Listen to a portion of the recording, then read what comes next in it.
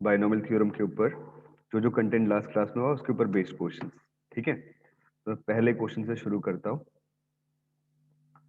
First question based है expansion के ऊपर, बेसिक एक्सपेंशन के ऊपर। और ये इस वैरायटी क्वेश्चन बेटा बार बार आते हैं। जो मैं पहला क्वेश्चन करवा रहा हूँ this is of JEE Main 2019। मैंने लास्ट क्लास में एक भी क्वेश्चन नहीं करवाया था, सारी थ्योरी करवाई थी आपको इस टॉपिक की, है ना। This is of JEE Main 2019। देखो क्वेश्चन क्या है। द कोएफिशिएंट ऑफ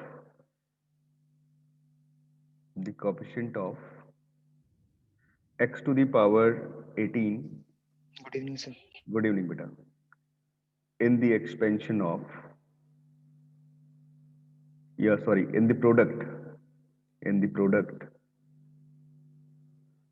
दिया हुआ बेटा 1 plus x this into 1 minus x to the power 10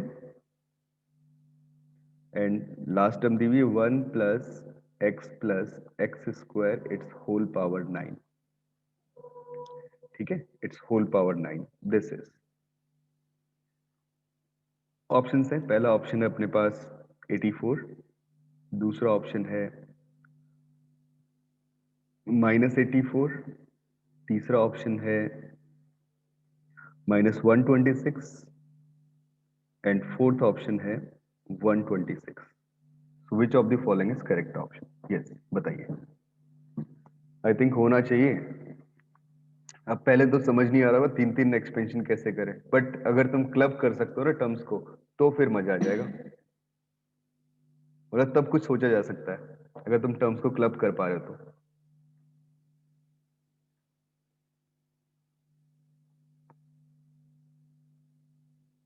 हाँ जी बच्चों, कुछ आइडिया लग रहा है कैसे करें? सर हम 1 स्क्वायर माइनस एक्स स्क्वायर को की पावर 10 ले सकते हैं। नहीं नहीं, इसको तो 10 कैसे ले लेगा बेटा, यहाँ तो 1 पावर है पहले वाले की। ऐसा कर लेना कि जैसे सपोज 1 प्लस एक्स है, इसमें से एक 1 माइनस एक्स हटा लिया। अब यहां बच गया 1 माइनस एक्स की पावर 9 और यहां बच गया 1 प्लस एक्स स्क्वायर इसकी पावर 9। मतलब ये दिमाग में कैलकुलेशंस बैठनी चाहिए। पहला तो बन गया 1 माइनस एक्स स्क्वायर और जो दूसरा है ना अपने पास वो क्या बन गया 1 माइनस एक्स क्यूब इसकी पावर 9। अगर तुम्हें पता ही होगा ये फॉर्मूला, 1 माइनस एक्स क्यूब का मतलब क्या होगा, ए क्यूब माइनस एक्स क्यूब वाले फॉर्मूले से 1 minus x into 1 plus x square. हाँ जी बच्चों, समझ में आ रही ना बात? अरे भाई हाँ या ना बताओ कुछ। Yes sir. सर ये वेरी गुड, हाँ बोलो। 3 की पावर 3 हाँ होएगा ना 9। नहीं, 1 माइनस एक्स क्यूब की पावर 9। देख बेटा ये दोनों जो टर्म थी ना, इन दोनों टर्म्स को मैंने क्लब ऐसे किया, ऐसे लिख लिया ना 1 okay sir, minus x into, इन दोनों को क्लब करा। हाँ, एक्स स्क्वायर और इसकी होल पावर 9। ठीक है, अब क्या करो एक्सपेंशन कर दो। और एक्सपेंशन भी सोच समझ के करना। सोच समझ के करना मैं इसलिए बोल रहा हूँ बिकॉज पहले वाला टर्म तो बेटा सेम ही आएगा 1 माइनस एक्स स्क्वायर। जैसे इसको मैं ओपन करता हूं तो पहली टर्म तो आएगी मेरे पास 9c0, दूसरी टर्म आ गई कितनी 9c1, नेगेटिव ऑल्टरनेट साइन के साथ चलती है, याद होगा लास्ट क्लास में पढ़ाया था, एक्स क्यूब, फिर क्या आ गया प्लस 9c2 एक्स क्यूब का होल स्क्वायर। ठीक है, माइनस एंड सो ऑन चलती चलेगी। अब तुम ये सोच रहे हो कि अगर सपोज मैं इस 1 की बात करूं बेटा, है ना, इस 1 की बात करूं तो इस 1 के साथ मैं कौन से टर्म का मल्टीप्लाई करूंगा कि मुझे x टू दी पावर 18 का कोएफिशिएंट मिले, इसी का कोएफिशिएंट चाहिए ना। और एक्स स्क्वायर के साथ में कौन सी टर्म का मल्टीप्लाई करूं कि मुझे x टू दी पावर 18 का कोएफिशिएंट मिल जाए। ये तुम्हें सोचना होगा। अगर ये अप्रोच दिमाग में आती तो फिर काम बन गया। तो इसके लिए एक्स स्क्वायर के साथ में x टू दी पावर 16 का मल्टीप्लाई करना होगा, तब जाके क्या होगा x टू दी पावर 18 बनेगा। But x to the power 16 तो इस ट्रेल में कभी आ ही नहीं सकता शायद, है ना, क्योंकि ये तो 3 की पावर मतलब 3 के मल्टीपल में पावर चल रही है इसके साथ में, क्योंकि x क्यूब की पावर बढ़ा रहे हैं बेटा हम लोग। बेटा मेरी बात समझ में आई ये वाली जो मैंने स्टेटमेंट दिया? बताओ भाई। Yes sir. ठीक है ना, गुड। तो x टू दी पावर 16 का मल्टीप्लाई करना पड़ेगा तब जाके x टू दी पावर 18 बनेगा, जब मैं एक्स स्क्वायर के साथ ही मल्टीप्लिकेशन करता हूं। बट इसमें कोई टर्म ऐसी नहीं आ रही, 1 के साथ x टू दी पावर 18 का मल्टीप्लाई करना पड़ेगा, तब जाके मुझे x टू दी पावर 18 का कोएफिशिएंट मिलेगा। तो इस वाले एक्सपेंशन में, जिसको मैं एक्सपेंड करते हुए लिख रहा हूं, इसमें x टू दी पावर 18 कब आएगा? ये आएगा plus 9c6, right, 9c6 this into x to the power 3 और इसका होल पावर 6। अब जब तुम इसे सिंप्लीफाई करते हो तो तुम्हें x टू दी पावर 18 मिल गया, एंड सो ऑन, चलता चला गया ऑल्टरनेट साइन के साथ में। और रिमेनिंग टर्म से मेरा कोई कंसर्न ही नहीं है, बिकॉज मुझे तो मल्टीप्लाई करके वैल्यू किसका कोएफिशिएंट निकालना है, x टू दी पावर 18 का। तो बेटा 1 के साथ ही मल्टीप्लाई होके x टू दी पावर 18 का कोएफिशिएंट आना है, जब 1 का इस टर्म के साथ मल्टीप्लाई करूं। एक्स स्क्वायर का कोई कंट्रीब्यूशन नहीं होगा। तो जब मैं इसका मल्टीप्लाई करता हूं तो यहां से मुझे मिल गया coefficient of x to the power 18, this is equal to 9c6, and what is the value of 9c6? That is 9c3 plus sign के साथ में, है ना, क्योंकि NCR equal to NCN minus r, यही तो फॉर्मेट होता है हमारे पास। ठीक है, साइन जरा चेक कर लो बेटा, पॉजिटिव आएगा या नेगेटिव आएगा? अब जब 6 पावर है तो ऑब्वियसली कैसा आएगा, पॉजिटिव ही आएगा, है ना? अरे भाई सही कह रहा हूं मैं, बताओ, समझ में आई? Yes sir. Very good. तो ये टर्म बन गया बेटा 9c3, and what is the value of 9c3? 9 into 8 into 7 and that divided by 3 factorial. ठीक है, 3 फैक्टोरियल 6, देखो कुछ टर्म्स तो एलिमिनेट हो जा रही है, 9 into 8 into 7 this divided by 6, ये 3 टाइम्स गया और ये 4 टाइम्स चला गया। ठीक है, 84 आपका आंसर आ गया। कौन सा ऑप्शन करेक्ट हो गया? पहला ऑप्शन करेक्ट हो गया। समझ में आई बात बेटा? बताना हाँ या ना। हाँ जी बच्चों बोलो, किसी को कोई डाउट? अरे यार तुम कुछ बता दिया करो। No sir. Very good, good. अब अपन चलते हैं बेटा नेक्स्ट क्वेश्चन पे। अगला क्वेश्चन भी जेई मेन 2019 का है जो मैं अगला करवा रहा हूँ। This is question number 2।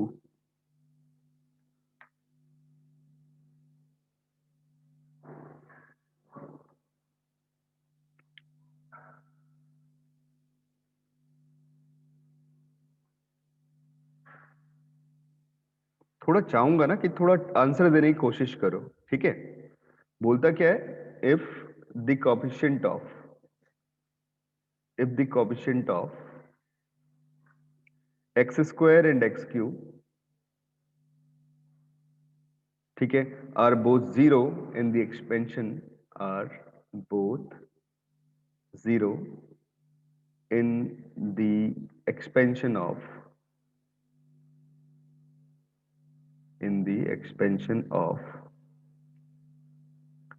One plus a x plus b x square this into 1 minus 3x to the power 15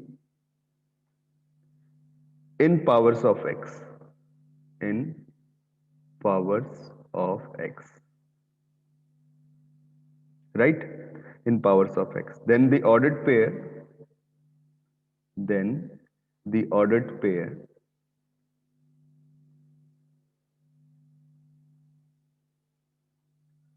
p comma q, sorry, a comma b, this is equal to, ठीक है, क्या होगा बेटा? पहला ऑप्शन इसने दिया हुआ है, दिस इज 28 कॉमा 315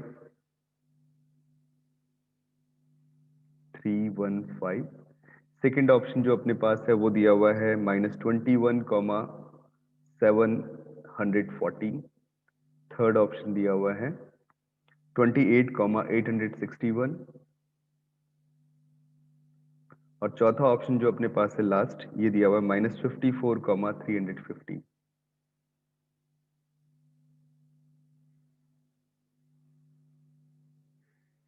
राइट, बताओ फिर कौन सा करेक्ट ऑप्शन होगा?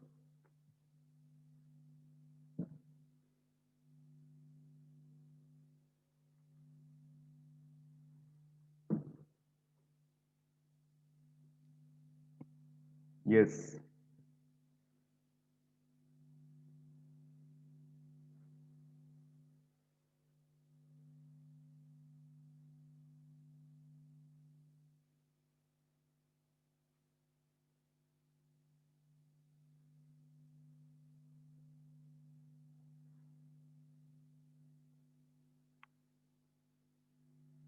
बोलना बेटा, एक्स स्क्वायर और एक्स क्यूब का कोएफिशिएंट दोनों का 0 दिया हुआ है, थोड़ा गौर से देखो, सोचो और बताओ कैसे कैसे करें।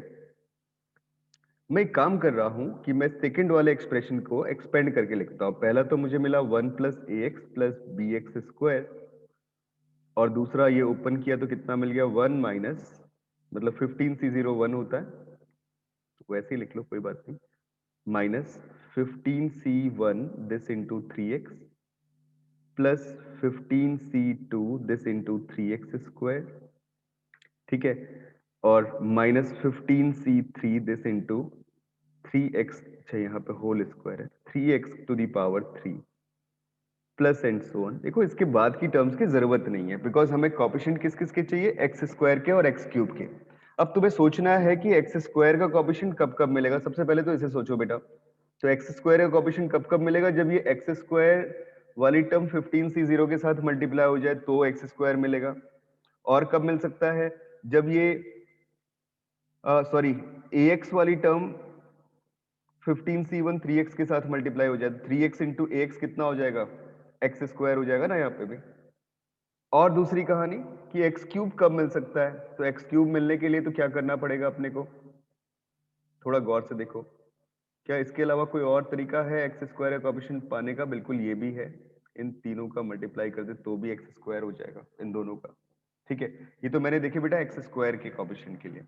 अब मैं चल रहा हूँ एक्स क्यूब के कोएफिशिएंट के लिए, तो एक्स क्यूब के कोएफिशिएंट कब कब मिल सकते हैं, जब ये 15c3 और इस टर्म का मल्टीप्लाई हो जाए तो मिल जाएगा एक्स क्यूब, ठीक है। एक तो ये मिला, दूसरी पॉसिबिलिटी एक्स क्यूब की कि ये दोनों टर्म्स आपस में मल्टीप्लाई हो जाए, कौन कौन सी, 15c2 और ax, और कौन सी मल्टीप्लिकेशन बेटा, एक्स स्क्वायर वाले टर्म का मल्टीप्लाई हो जाए किसके साथ में, इस 3x के साथ में, तो जाके मुझे क्या मिल जाएगा, एक्स क्यूब का कोएफिशिएंट मिल जाएगा। समझ में आई ये बातें? मतलब ये एल्गोरिथम दिमाग में करना है तुम्हें, मैं तो अलग अलग कलर से करके दिखा रहा हूँ इसलिए कि तुम्हें अभी समझ में आ जाए। आई बात समझ में बड़ी भाई, हाँ या ना बताओ। हाँ जी बेटो बताओ, अरे बोलो यार, इतनी बात समझ में आ रही है? Yes sir. हाँ, मैंने कौन कौन सी टर्म ली और क्यों ले रहा हूँ, बिकॉज मुझे कोएफिशिएंट चाहिए एक्स स्क्वायर का और एक्स क्यूब का। जो मैंने ये ब्लू कलर से मैंने लाइंस बनाई हुई है वो क्या बता रही है कि इन सब टर्म्स के मल्टीप्लिकेशन से मुझे क्या मिल रहा है, एक्स स्क्वायर मिल रहा है, और जो रेड कलर से बनाई वो क्या बता रही है कि इन सब के मल्टीप्लिकेशन से मुझे क्या मिल रहा है, एक्स क्यूब मिल रहा है। तो अब जरा देखो coefficient of x square, x square this is equal to, जब 1 मल्टीप्लाई हुआ था किसके साथ में, 15c2 3x स्क्वायर, एक एक करके लेते हुए चलो। तो ये पहली वाली ब्लू लाइन उसको देख रहे हैं, तो 15c2 दिस इंटू 3 स्क्वायर, एक तो यहां से मिल गया, कोएफिशिएंट ऑफ एक्स स्क्वायर निकालना है। फिर जब ax मल्टीप्लाई हुआ 3x वाली टर्म के साथ में, तो कितना आ गया, माइनस का 15c1 दिस इंटू 3a, और फिर प्लस bx स्क्वायर मल्टीप्लाई हो गया 15c0 के साथ में, तो क्या हो जाएगा 15c0 दिस इंटू b, ये टर्म बन गई। अब अगर तुम इसे सिंप्लीफाई करते हो, ये इसने 0 दिया हुआ है बेटा, ठीक है, करेंगे सिंप्लीफाई, पहले दूसरा भी काम कर लो, कोएफिशिएंट ऑफ एक्स क्यूब, ये कितना आ गया 15, पहले 1 का मल्टीप्लीकेशन लेके चलो, किसके साथ हो रहा है 15c3 के साथ है, माइनस साइन के साथ में, minus 15c3 this into 3 cube, एक तो ये मिल गया। फिर प्लस साइन के साथ में ax का मल्टीप्लाई हुआ 15c2 3x स्क्वायर के साथ में, तो कितना हो जाएगा 15c2 this into 3 square into a। Next क्या हो जाएगा, माइनस साइन के साथ में bx स्क्वायर का मल्टीप्लाई किसके साथ हुआ है, 3x वाली टर्म के साथ हुआ है, तो मतलब ये आ गया 15c1 this into 3 into b, ये आ चुके हैं बेटा। और ये भी इसने कितना दिया हुआ है, 0। इसने बोला the coefficient of x square and x cube both 0, right बच्चों, समझ में आई बात? अब करो इन्हें सिंप्लीफाई, तो 15c2 कितना हो जाएगा, 15 इंटू 14 डिवाइडेड बाई 2, मतलब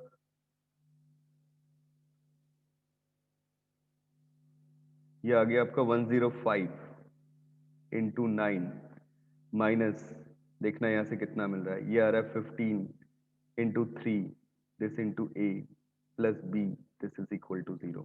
ये तो पहला कैलकुलेशन। अगले वाले कैलकुलेशन को देखो, ये आएगा कितना 15c3 मतलब 15 into 14 into 13 that divided by 3 factorial. 3 factorial का मतलब 6। तो बेटा ये डिवाइड हो रहा है 3 7 5। देखना है कितना है मल्टीप्लीकेशन। हाँ जी बच्चों बोलना, माइनस साइन के साथ में 3 क्यूब आ गया 27 और ये हो रहा है कितना मल्टीप्लाई हो गए 35। 900 a प्लस बी ऊपर वाला कौन सा? सर, ये ऊपर 105 जो ऊपर का रखा है। अच्छा उसे सिंप्लीफाई कर दिया तूने? Yes sir. कितना आ गया बेटा 45a this minus b equal to कितना आ रहा था इन दोनों का multiply? Sir 900 a plus b आ रहा है। 900 900 कहाँ से आ रहा है भाई?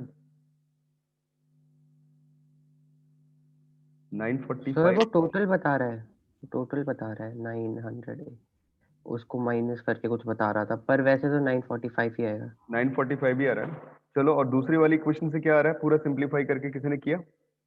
करना बेटा एक बार, अरे जल्दी बताओ यार, टोटल कैलकुलेट करिए कितनी आ रही equation.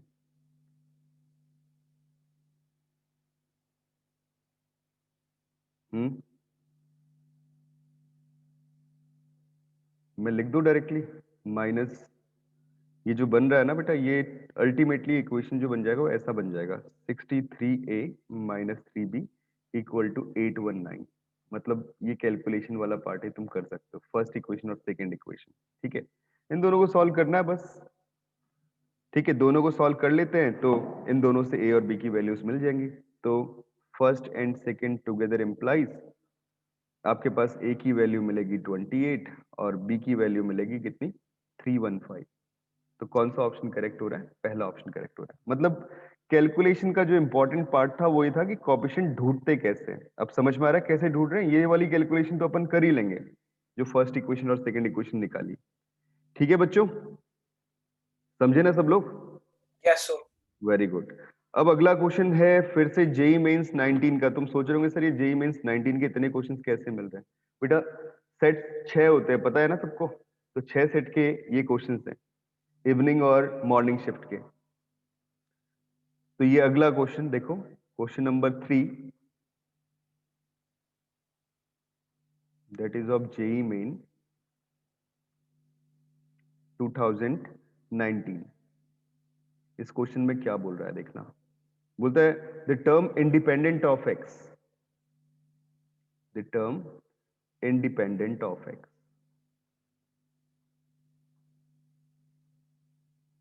the term independent of x in the expansion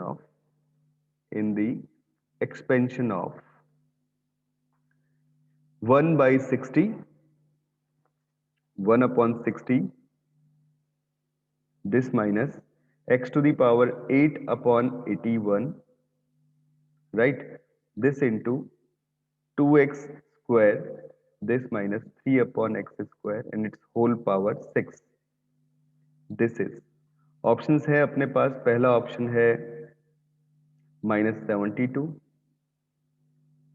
दूसरा ऑप्शन है बेटा 36, तीसरा ऑप्शन है -36 और चौथा ऑप्शन है दिस इज -108। तो विच of the following is correct option? जल्दी बताइए। हाँ जी बच्चों,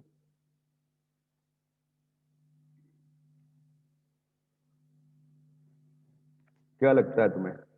टर्म इंडिपेंडेंट ऑफ एक्स बोला हुआ है। अब जब कभी टर्म इंडिपेंडेंट ऑफ एक्स निकालनी हो ना तो करना क्या है बेटा, एक्स की पावर 0, मतलब जिस टर्म में एक्स की पावर 0 आ रहा होगा वो टर्म क्या होगी? इंडिपेंडेंट ऑफ एक्स होगी, ऐसे सोचोगे, राइट? मतलब जैसे क्या हुआ कि मैं अगर इस वाले एक्सप्रेशन को प्रॉपर्ली लिखूं, जो एक्सप्रेशन इसने दिया हुआ है, ये दिया हुआ था, मैंने इसको ऐसे लिख लिया, this is 1 upon 60 and this into 2x square this minus 3 upon x square and its whole power 6। ठीक है, और दूसरा क्या लिख लिया? Minus x to the power 8 upon 81 this into 2x square this minus 3 upon x square it's whole power 6। ये चीजें लिख ली बेटा। राइट? तो this is 2x square minus 3 upon x square, इस तरीके से। अब जरा एक्सपेंशन करते हुए टर्म्स को ध्यान से देखना, मतलब गौर से देखना कैसे मिलेंगे। अगर मैं पहले वाले का एक्सपेंशन करता हूं 1 अपॉन 60, एक्सपेंशन का जनरल टर्म लिख रहा हूं बेटा, थोड़ा मेरी बात को सुनना। r इक्वल टू 0 से लेके 6 तक जाएगा, और कैसे आएगा? 6cr अल्टरनेट साइन के साथ, मतलब -1 to the power r 6cr this into 2x square to the power 6 minus r, right, into 3 upon x square to the power r। एक तो ये आ गया, माइनस में x to the power 8 upon 81। Coefficient किसका चाहिए? टर्म इंडिपेंडेंट ऑफ x चाहिए, बस ये ध्यान रखना। और इसको एक्सपेंड किया तो कितना मिल गया? r इक्वल टू 0 से लेके 6, फिर से -1 to the power r 6cr this into 2x square, और इसकी power 6 minus r and this into 3 upon x square to the power r। बेटा ये बात सबको समझ में आ रही है? जो मैंने एक्सपेंशन लिखा है, ये तो लास्ट क्लास में ही पढ़ाया था तुम्हें, समझ में आ रही है ना? हाँ जी बच्चों बताओ, जो स्टेटमेंट लिखा अभी तक। अरे भाई हाँ या ना कुछ बताओगे? हाँ जी बच्चों बोलो, इतना समझ में आया? Yes sir. गुड। यार बेटा सब लोग मुझे बताओगे ना कि समझ में आ रहा है, तो फिर थोड़ा सा मजा भी आता है यार पढ़ाने में। तुम लोग कुछ बोलोगे नहीं तो फिर लगता है पता नहीं किसको पढ़ा रहे हैं अपन लोग, है ना? इंसानों को पढ़ाने में मजा आता है, दीवारों को पढ़ाने में थोड़ी आता है। तुम जवाब देते रहो बीच बीच में। कितना आ गया? This is equal to 1 upon 60। अच्छा एक काम करो, इसकी जर्नल टर्म जो आ रही है ना tr+1, उसको सिंप्लीफाई करो, दोनों जगह सेम ही है क्योंकि एक्सपेंशन तो एक ही था। तो जो इसकी जनरल टर्म है tr+1, इसको सिंप्लीफाई करते हैं। What will be the value of tr+1? अगर सिंप्लीफाई करोगे तो ये आ गया आपके पास -1 to the power r 6cr। अच्छा 2 की पावर 6 माइनस r अलग कर लिया, 3 की पावर r अलग कर लिया। अब जो बची x वाली टर्म्स है उनको एक साथ क्लब करके लिख लो। ऊपर तो आ रहा है x to the power 12 minus 2r, और नीचे आ रहा है कितना? x to the power 2r। ठीक है, इसे और सिंप्लीफाई किया क्या हो जाएगा? 6cr -1 to the power r, this into 6cr, and this into 2 to the power 6 minus r, and this into 3 to the power r, and that is x to the power 12 minus 4r। ये format बन रहा है अपने पास, right? अब बेटा पहले वाले expansion में बाहर वाली टर्म तो इंडिपेंडेंट ऑफ x ऑलरेडी है ना? अंदर वाला जो एक्सप्रेशन है, इस एक्सप्रेशन का वो वाला टर्म लेना जो इंडिपेंडेंट ऑफ x होगा। तो मुझे क्या करना पड़ेगा? इसमें 12 माइनस 4r को 0 कर देना पड़ेगा, जिससे x की पावर 0 हो जाए। तो टर्म इंडिपेंडेंट ऑफ x मिल गया फर्स्ट सीरीज के अंदर। किसके अंदर? फर्स्ट सीरीज के अंदर। ठीक है, तो यहां से मुझे r की वैल्यू कितनी मिल गई? 3 मिल गई। अब मैं आता हूं सेकंड सीरीज के अंदर। अब जरा इसे गौर से समझना, सेकंड सीरीज में क्या काम कर रहे हैं। सेकंड वाली जो सीरीज है बेटा अपने पास, उसमें x टू दी पावर 8 का भी मल्टीप्लाई है ना? तो मुझे ऐसी टर्म लेनी पड़ेगी, मतलब यहाँ पे अगर x टू दी पावर 8 का मल्टीप्लाई तो जनरल टर्म में क्या हो जाएगा? मतलब x की कौन सी पावर बन जाएगी यहाँ पे? ये बन जाएगी 8 प्लस 12 माइनस 4r। इसको 0 होना चाहिए क्योंकि एक बाहर वाली जो पावर 8 है ना, उसका भी तो कंट्रीब्यूशन रहेगा x की पावर में। तो कितना आ गया? 20, एंड दिस इंप्लाइज दैट कितना हो गया? r is equal to 5। दो पॉसिबिलिटी मिल गई बेटा, एक तो मिल गई r इक्वल टू 3 पहले के लिए, और दूसरी पॉसिबिलिटी क्या मिल गई? r equal to 5। बच्चों बात समझ में आई? हाँ या ना बताओ? अरे भाई बोलो। सर ये पावर वाला नहीं समझ में। बेटा पावर वाला ये देखना कि जो ये तेरे पास पहली वाली टर्म है, ये वाली टर्म, इसमें बाहर जो टर्म है 1/60, ये तो ऑलरेडी इंडिपेंडेंट ऑफ x है ना? अंदर वाला जो सम है ना पूरा, उस सम में कौन सी टर्म इंडिपेंडेंट ऑफ x होगी? उस सम की जो जनरल टर्म थी tr+1, उसको मैंने निकाला, वो इस फॉर्म में आ गया। तो अगर x की पावर 0 हो जाए तो वो ये पूरा का पूरा टर्म जो बचा आपके पास, वो कैसा इंडिपेंडेंट ऑफ x आ गया? विवेक समझ में आई बात? यस। हाँ, और जो दूसरा वाला एक्सप्रेशन है x to the power 8 upon 81 into this sum, इस सम में भी हमने देखा कि इसका जो जनरल टर्म tr+1 आ रहा है वो भी इसी फॉर्म में आ रहा है, बट बाहर पावर 8 भी मल्टीप्लाई है। मुझे x की कोई पावर नहीं चाहिए, तो 8 पावर और ये 12 माइनस 4r, ये पावर, दोनों पावर्स का सम कितना होना चाहिए? 0 होना चाहिए। जब ये 0 होता है तो यहाँ से r का वैल्यू 5 मिलता है। तो पहले वाले टर्म के लिए r का वैल्यू 3 लेना पड़ेगा और दूसरे वाले टर्म के लिए r का वैल्यू 5 लेना पड़ेगा। समझ में आई बात सबको? बताओ भाई, इतनी बात क्लियर हुई? ठीक है, यस सर। ठीक है। तो बेटा क्या हुआ? The term independent of x, term independent of x।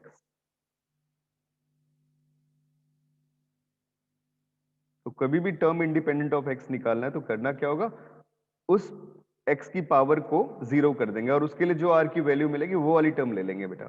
अब जरा तुम देखो, एक तो 1/60 ऑलरेडी था, -1 टू दी पावर 3 आ गया पहले से, 6c3 आ गया, और ये क्या आ गया, 2 to the power 6 - 3 into 3 to the power 3। ये तो पहले वाले से आ गया।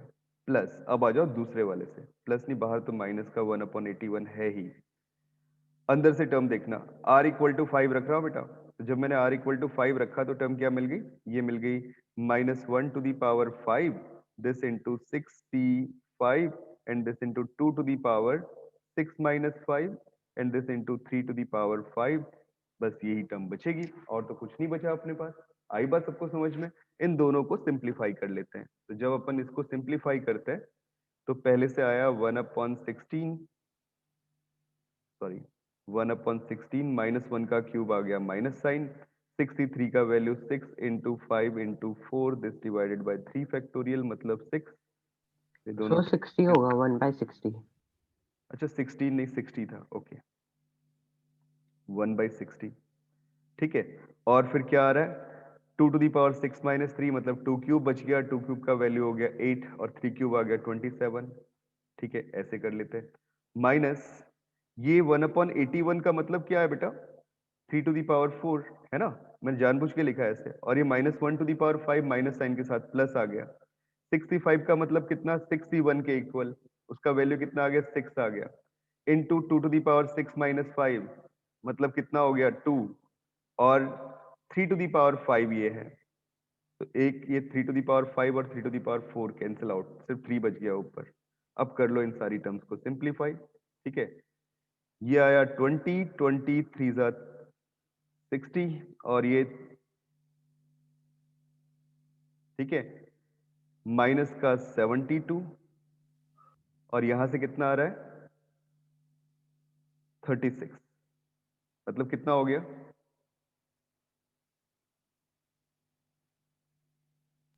-60। कितना बोल रहा है यार, 60 कहाँ,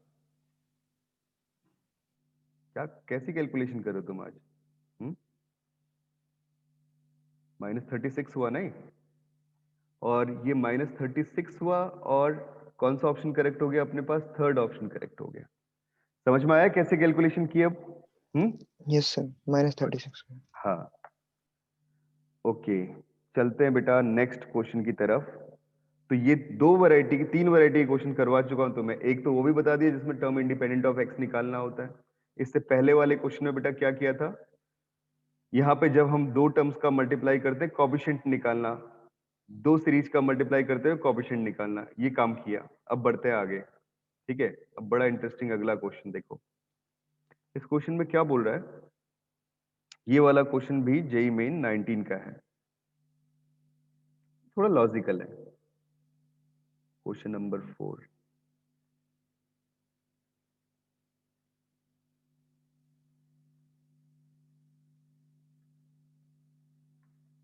बोलता the smallest natural number m, the smallest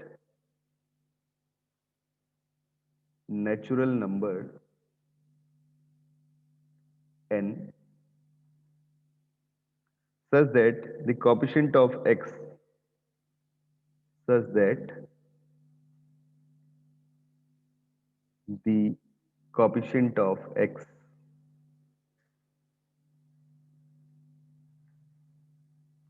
in the expansion,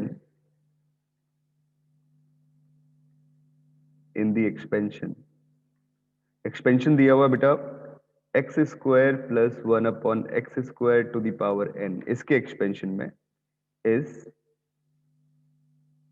nc23। This is, option है, पहला ऑप्शन 35, सेकंड ऑप्शन है 23, थर्ड ऑप्शन है 58, फोर्थ ऑप्शन है अपने पास 38। So which of the following is correct option? जल्दी सोचो और बताओ बेटा। स्मॉलेस्ट नेचुरल नंबर n बताना है जिसके लिए कोएफिशिएंट x का इस एक्सपेंशन में कितना है, NC23 आ जाए। तो बहुत सिंपल सा काम, x का कोएफिशिएंट बोल रहा है बेटा, x की पावर 1 का कोएफिशिएंट, है ना। तो हमेशा क्या करना है, जैसे पिछले वाले केस में टर्म इंडिपेंडेंट ऑफ x बोल रहा था, तो मैंने क्या किया, x की पावर को 0 कर दिया। यहां बोल रहा है x का कोएफिशिएंट, तो मतलब x की जो पावर बनेगी जनरल टर्म में उसको कितना ले लेंगे, 1 ले लेंगे, राइट। तो जनरल टर्म लिखो डायरेक्टली, tr+1 कितनी आई, बोलना बेटा। This is x square, sorry NCR, this into x square to the power n minus r, this into 1 upon x square its power r. करो simplify, NCR, this is this into x to the power 2n minus 2r and that divided by x to the power 2r. और जब मैं इन्हें proper way में करता हूं, देखो क्या वैल्यू मिल गई, NCR x to the power 2n minus 4r, ये फॉर्मेट बन गया, ठीक है। जनरल टर्म tr+1 इतना मिल चुका है, राइट, ठीक है ना। सही है बेटा, यहां तक समझ में आ रही है बात। तो ये वैल्यू मुझे मिल गई। कोई कैलकुलेशन फॉल्ट तो नहीं है? मैं एक बार क्वेश्चन थोड़ा सा देखूं ना, मैंने थोड़ी सी गलती लिखी है क्वेश्चन में। गलती क्या लिखी, यहाँ पे क्यूब होना चाहिए बेटा, तभी मैं बोल रहा हूँ कि वैल्यू कुछ अलग तरीके की आ रही है। क्यूब होना चाहिए, मतलब यहाँ पे आ गया 3 पावर, यहाँ पे आ गया 3 पावर और यहाँ पे आ गया कितना, 5r। अब ठीक है, क्या बोला है इसने, द कोएफिशिएंट ऑफ x। तो कोएफिशिएंट ऑफ x इसमें कब मिलेगा, मतलब मुझे क्या करना है, 2n माइनस 5r इसको रखना है कितना, 1, जिससे x का कोएफिशिएंट मिले, राइट।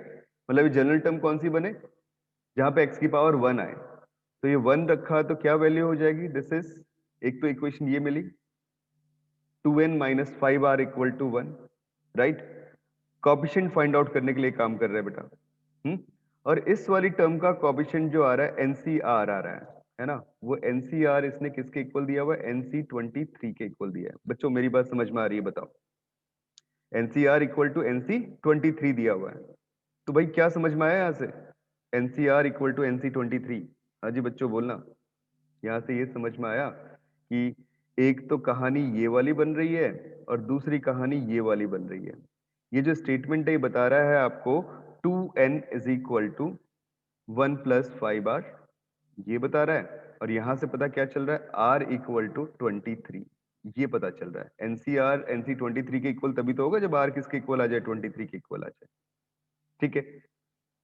अब अगर मैं यहां पे रखता हूं बेटा, गौर से समझना इन दोनों चीजों को, r का वैल्यू 23 यहां पे पुट करता हूं, तो r इक्वल टू 23 पुट किया तो n का वैल्यू कितना आ गया, और निकालना भी क्या है, मुझे n ही निकालना है, स्मॉलेस्ट लेकिन n निकालना है, ठीक है। जब मैंने n का वैल्यू पुट किया, n का वैल्यू निकाला, तो ये आ गया 1 plus 5 into 23 that divided by 2, कितना वैल्यू हो जाएगा, दिस इज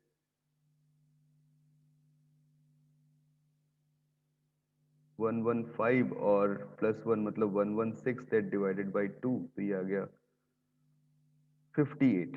बट 58 ऑप्शन में है अभी, लेकिन पता है क्या, तुम लोग यहाँ पे गलती कर सकते हो, तुमने डायरेक्टली 58 लिख दिया ना, तो आंसर गलत हो सकता है। तुम्हें एक बात ये भी ध्यान देनी कि NCR इक्वल टू NC23 है, तो ये NCN माइनस आर के भी तो इक्वल होता है, तो इसका वैल्यू भी कितना आ सकता है, NC23 आ सकता है, आ सकता है बेटा। यहां से मुझे क्या चीज निकल के मिली फ्रॉम दिस इक्वेशन, यहां से मिल गया n minus r is equal to 23। अब देखो दो इक्वेशंस है मेरे पास, एक इक्वेशन ये है और दूसरी इक्वेशन ये है, इन दोनों को सॉल्व करते हैं, ठीक है। सॉल्व भी क्या करते हैं, r की वैल्यू निकाल के उस इक्वेशन में पुट कर दो। तो जब मैं यहाँ से r की वैल्यू निकालता हूँ तो कितनी मिल रही है, दिस इज n माइनस 23, ठीक है। दिस इम्प्लाइज, तो जब r की वैल्यू n माइनस 23 इस इक्वेशन में रखूंगा तो कितना मिल जाएगा, ये मिल जाएगा 2n is equal to 1 plus 5n, this minus 23 into 5 मतलब 115, ठीक है। एंड दिस इम्प्लाइज, यहां से हो गया 3n is equal to 114, right, सही है ना।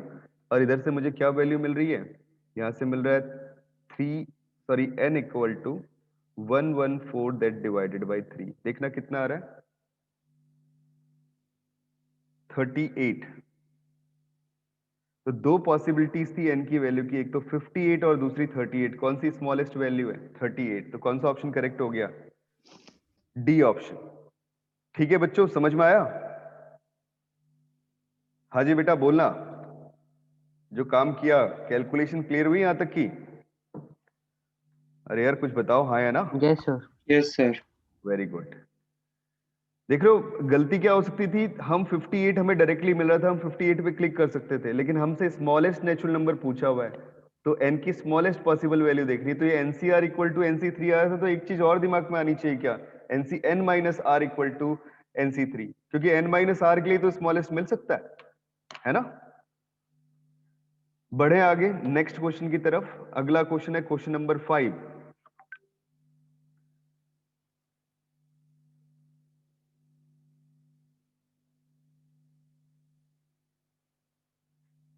ये बोलता है if the fourth term in the binomial expansion, if the fourth term in the binomial expansion of 2 upon x, this plus x to the power log with base 10 x and its whole power 6, where this x is greater than by 0, is 20 into 8 to the power 7। ये दिया हुआ है आपको, 20 into 8 to the power 7। Then the value of x, then the value of x is, your options are, पहला option है 8 to the power -2, second option है बेटा 8 to the power 3, third option है अपने पास 8 और फोर्थ ऑप्शन है 8 square. तो कौन सा करेक्ट ऑप्शन होगा, जल्दी सोच के बताओ बेटा। हाँ जी बच्चों बोलो। फोर्थ टर्म बोल रहा है, बहुत छोटा सा काम है, कुछ भी ज्यादा बड़ी कैलकुलेशन नहीं, लॉग वाली इक्वेशन है वो सॉल्व करनी है। और मुझे लगता है कि तुम्हें वो आती है। हम्म,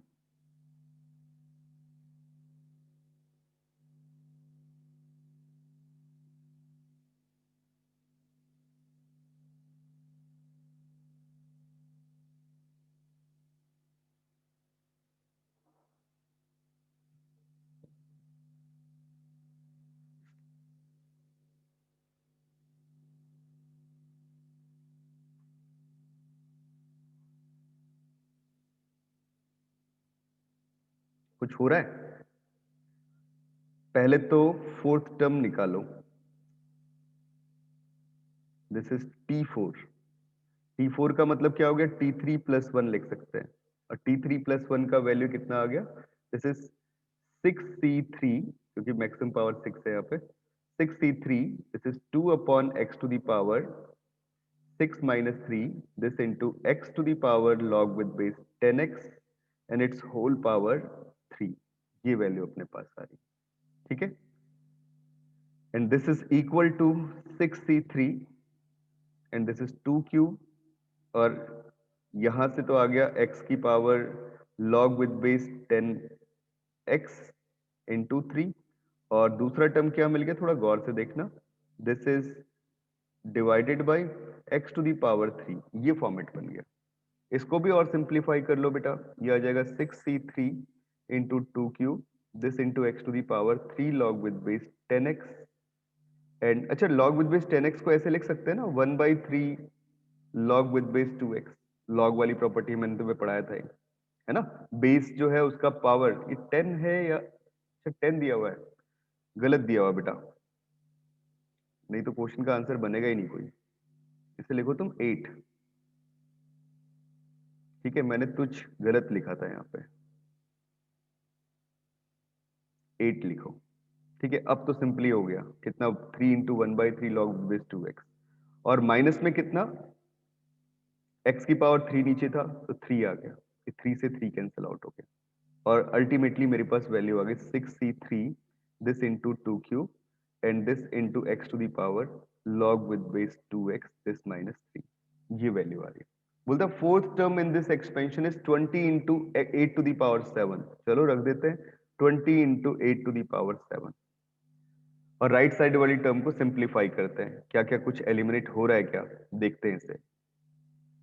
तो यहां से तो मुझे मिल गया कितना, दिस इज 2 क्यूब 8 और 63 का वैल्यू कितना मिल गया 6 into 5 into 4 that divided by 3 factorial मतलब 6, ये दोनों टर्म्स कैंसिल आउट हो गई इंटू 2 क्यूब 8 आ गया this into x to the power log with base 2x this minus 3। अच्छा दोनों तरफ 20 20 एलिमिनेट हो गया और 8 टू द पावर 7 में से एक 8 कट गया तो यहाँ तो बच गया 8 टू द पावर 6 और यहाँ पे क्या आ गया, this is that value is x to the power log with base 2x this minus 3। अभी लॉग इक्वेशन है बेटा, कैसे सॉल्व किया जा सकता है लॉग इक्वेशन को, तो इसके लिए क्या करेंगे, taking log in both side और किसके बेस का लॉग लिया, 2 के बेस का लॉग लिया क्योंकि ये 8 टू दी पावर 6 कहने का मतलब 2 की पावर कितना हो जा रहा है 18 हो जा रहा है ना, तो वो फॉर्मेट बनाना चाह रहा हूं, तो taking log with base 2 in both side. जैसे ही आपने log with base 2 both sides लिया, ये वाली वैल्यू 8 टू दी पावर 6 से लिखी जा रही 2 टू दी पावर 18, ठीक है, तो अपन लिख लेंगे क्या, log with base 2 2 to the power 18 this is equal to log with base 2 x to the power log with base 2x this minus 3, right. अब क्या किया, ये 18 तो आ गया बाहर और log with base 2 2 तो होता है 1 एंड राइट में कितना आ गया, this is log with base 2 3 2x this minus 3 and this into log with base 2x, ये वैल्यू आ गई। ये कैलकुलेशन सबको समझ में आई, हाँ या ना बताओ, हाँ जी बच्चों बोलना, यस वेरी गुड। तो अब मल्टीप्लाई कर दिया, इसका कितना आ जाएगा, log with base 2x का whole square this minus 3 log with base 2x and this minus 18 that is equal to 0। Calculate करो जरा क्या वैल्यू आ रही है, फैक्टराइज करो इसे, ठीक है, ये तो आ गया आपका इस फॉर्म में, this implies log with base 2x this minus 6 log with base 2x and this minus plus 3 into log with base 2x this minus 18 this is equal to 0 and this implies यहाँ पे square है बेटा, पहले वाले से log with base 2x common, दूसरे वाले से 3 कॉमन, तो मतलब ये आ गया log with base 2x plus 3 और एक फैक्टर दूसरा बच गया क्या, log with base 2x this minus 6, ठीक है, दिस इज इक्वल टू 0। तो दो पॉसिबल सॉल्यूशन अभी तक क्या क्या है, log with base 2x minus 3 के इक्वल हो जाए और दूसरी possibility log with base 2x किसके इक्वल हो जाए, 6 के इक्वल हो जाए। अगर ये पहले वाली वैल्यू आती है तो आपको मिल गया x का वैल्यू कितना 2 टू दी पावर माइनस 3 और यहां से क्या मिल गया x का वैल्यू 2 टू दी पावर 6, ठीक है। अब जरा ऑप्शंस भी देख लो कि ऑप्शंस किस किस फॉर्मेट में दिए हुए हैं, ठीक है, उसी हिसाब से आंसर लिखना। 2 टू दी पावर माइनस 3 बोलने का मतलब क्या हुआ, 1/8 और ये क्या हो गया, दिस इज 8 का स्क्वायर, है ना, 2 क्यूब का मतलब 8। तो मैं जैसे ऑप्शंस देख रहा हूं ना, ऑप्शन के हिसाब से लिखना, तो ऑप्शन में कौन सा ऑप्शन सेटिस्फाई हो रहा है, 8 टू दी पावर माइनस 1 तो है नहीं, तो 8 स्क्वायर है अपने पास, तो चौथा ऑप्शन करेक्ट हो गया। बेटा समझ में आई कैलकुलेशन कैसे किए, बताना बच्चों, यस वेरी गुड। अब जो अगला क्वेश्चन आता है this is also of JEE Mains 2019, इसके बाद नेक्स्ट क्वेश्चन आता है क्वेश्चन नंबर 6।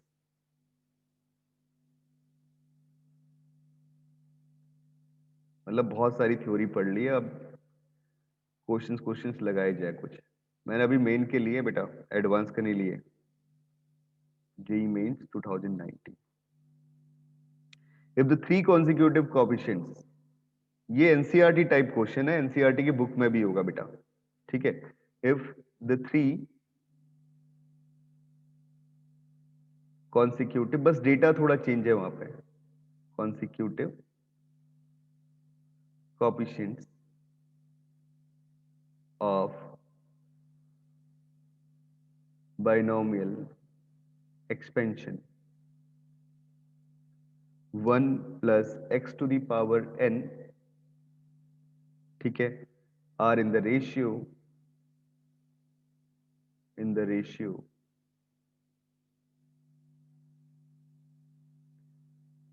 2:15:70, ठीक है, ये दिया हुआ है। Then the average of these three coefficients, then the average of these three coefficients. Options है अपने पास, पहला ऑप्शन 964, सेकंड ऑप्शन है बेटा 227, थर्ड ऑप्शन है 232 एंड फोर्थ ऑप्शन है this is 625। So which of the following is correct option? Yes, बताओ बेटा। Coefficients की बात की है, टर्म्स नहीं लेनी है अपने को। Three consecutive coefficients of this binomial expansion, any three जो आप लेना चाहो वो ले सकते हो, बट यूज करो बेटा प्रॉपर्टी को। ये सब बातें ना मैंने आपको सिखाई भी है पहले भी, मतलब वो एक कॉम्बिनेशन की प्रॉपर्टी होती थी, अगर वो ध्यान में आती रहे तो बहुत कुछ हो जाएगा, नहीं आती तो बेटा मैं फिर बतानी पड़ेगी तुम्हें अभी। वैसे मैंने नोट लिखवाया था उस प्रॉपर्टी का कि कभी मेरे पास वैल्यू हो किसकी, एनसीआर और एनसीआर -1 का, ठीक है, तो nCr this divided by nCr -1, this value is equal to, ये कितना होता था, n-r+1/r। ये अगर याद रहता है तो क्वेश्चन करना बहुत आसान है। मतलब मैं चाहता हूं कैलकुलेशन ना करो आप एग्जाम में, आप कैलकुलेशन करोगे तो भी यही आएगा बेटा, बट ये चीज याद रहनी चाहिए।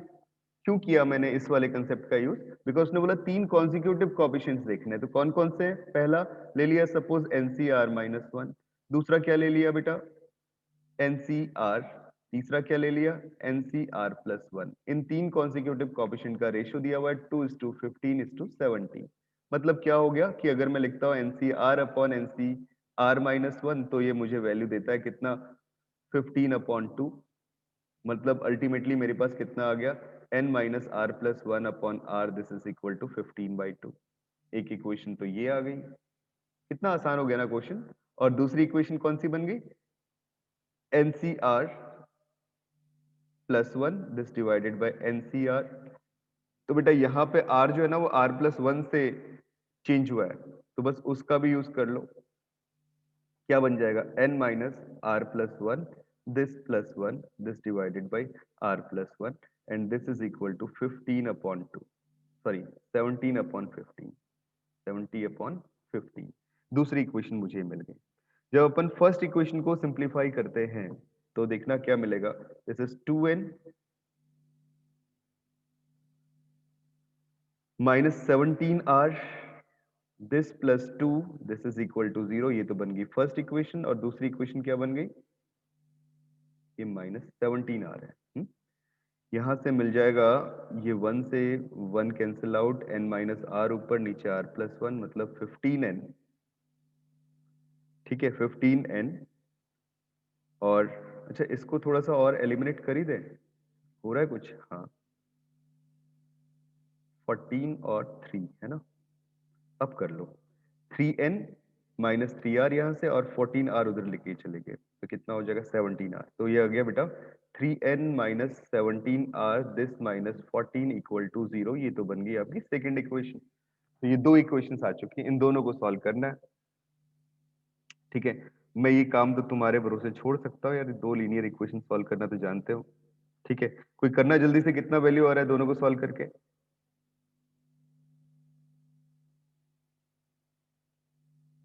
हाँ जी बच्चों बताओ, n equal to and r equal to, थोड़ा जल्दी करो यार, एग्जाम में तुम्हें ही करना है ये सब कैलकुलेशन। सर n16 आ रहा है R2, n16 आ रहा है R2, ठीक है बेटा। जब n16 और R2 आ गया तो जो तीन टर्म्स ली थी ना वो तीन टर्म्स मिल गई, 16C1 और 16C2 और 16C3, इन तीनों टर्म्स का मुझे एवरेज वैल्यू निकालना है। तो एवरेज का मतलब क्या हुआ, इन तीनों का मीन, है ना। तो ये एवरेज वैल्यू आ गई, और इनको सिंप्लीफाई कर लो तो देखो क्या मिल रहा है। 16C1 तो आ जाएगा 16, 16C2 कितना आ जाएगा, ये बन जाएगा 16 इंटू 15 डिवाइडेड बाई 2, मतलब 120 आ गया, प्लस 16C3 निकालना कितना आएगा, जैसे 16 into 15 into 14 and that divided by 6, मतलब ये तो 8 टाइम्स गया, ये 5 टाइम्स गया, 40 और 560 आ गया, and that divided by 3, this is our average value. अब कर लो इसे सिंप्लीफाई, क्या वैल्यू हो जाएगी, so this is equal to 6 और ये आ गया 9 और यहां से आ गया 6 and that divided by 3, that means 2 3 2, that means कौन सा ऑप्शन करेक्ट हो गया, सेकंड ऑप्शन करेक्ट हो गया। आया सबको समझ में, तुमने कितनी कम कैलकुलेशंस की, बिल्कुल भी लेंदी नहीं किया क्वेश्चन को। और आप स्कूल में भी डायरेक्टली अगर इस प्रॉपर्टी को अप्लाई करते हो तो भी नंबर नहीं काटेंगे वो लोग, ठीक है। और मेंस के लिए तो बेटा मैं प्रेफर करूंगा, ये आपसे बोलूंगा कि ये प्रॉपर्टीज याद रहनी चाहिए। मैंने 3-4 ही फॉर्म्स आपको बताई हैं, बहुत ज्यादा फॉर्म्स तो नहीं बताई, तो जो बताई है वो याद रहनी चाहिए। अगर वो याद रहती तो फिर तो बहुत कम कैलकुलेशंस होती, ठीक है।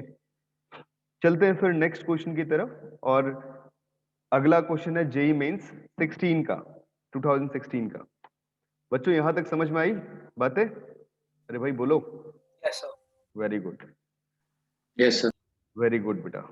So question number 7, that is of JEE Mains 16.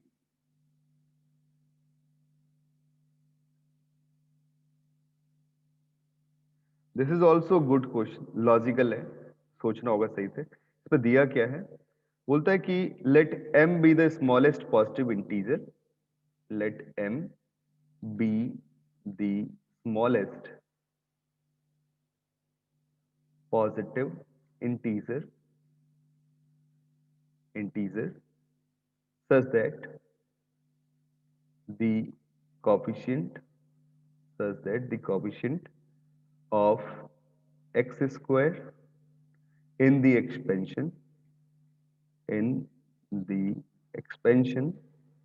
of 1 plus x का whole square plus 1 plus x to the power 3 plus 1 plus x to the power 4 plus and so on, that last term is 1 plus x to the power 49। एक तो ये दिया हुआ है, और फिर बोल रहा है प्लस साथ में 1 plus mx to the power 50 is 3m plus 1 this into 3n plus 1, sorry, this into 51c3, ठीक है, for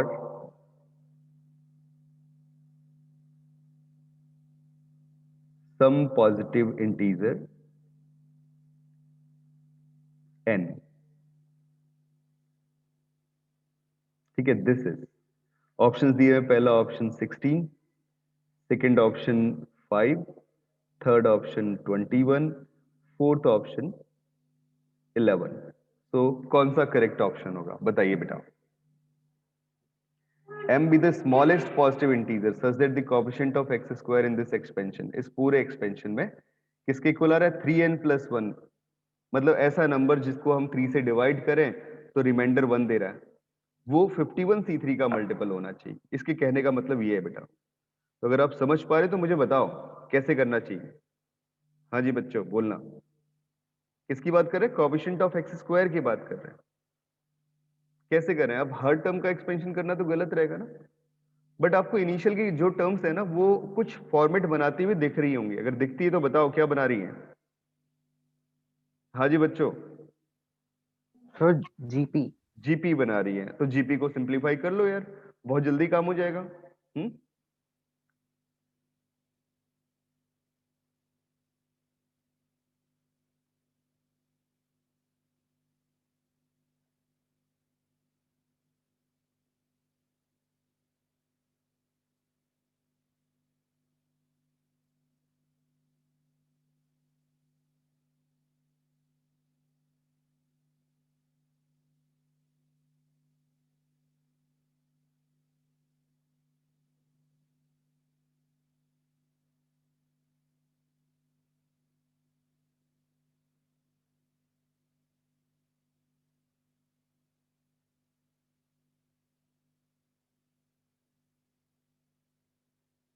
जल्दी करो भाई, इतना टाइम थोड़ी मिलता है।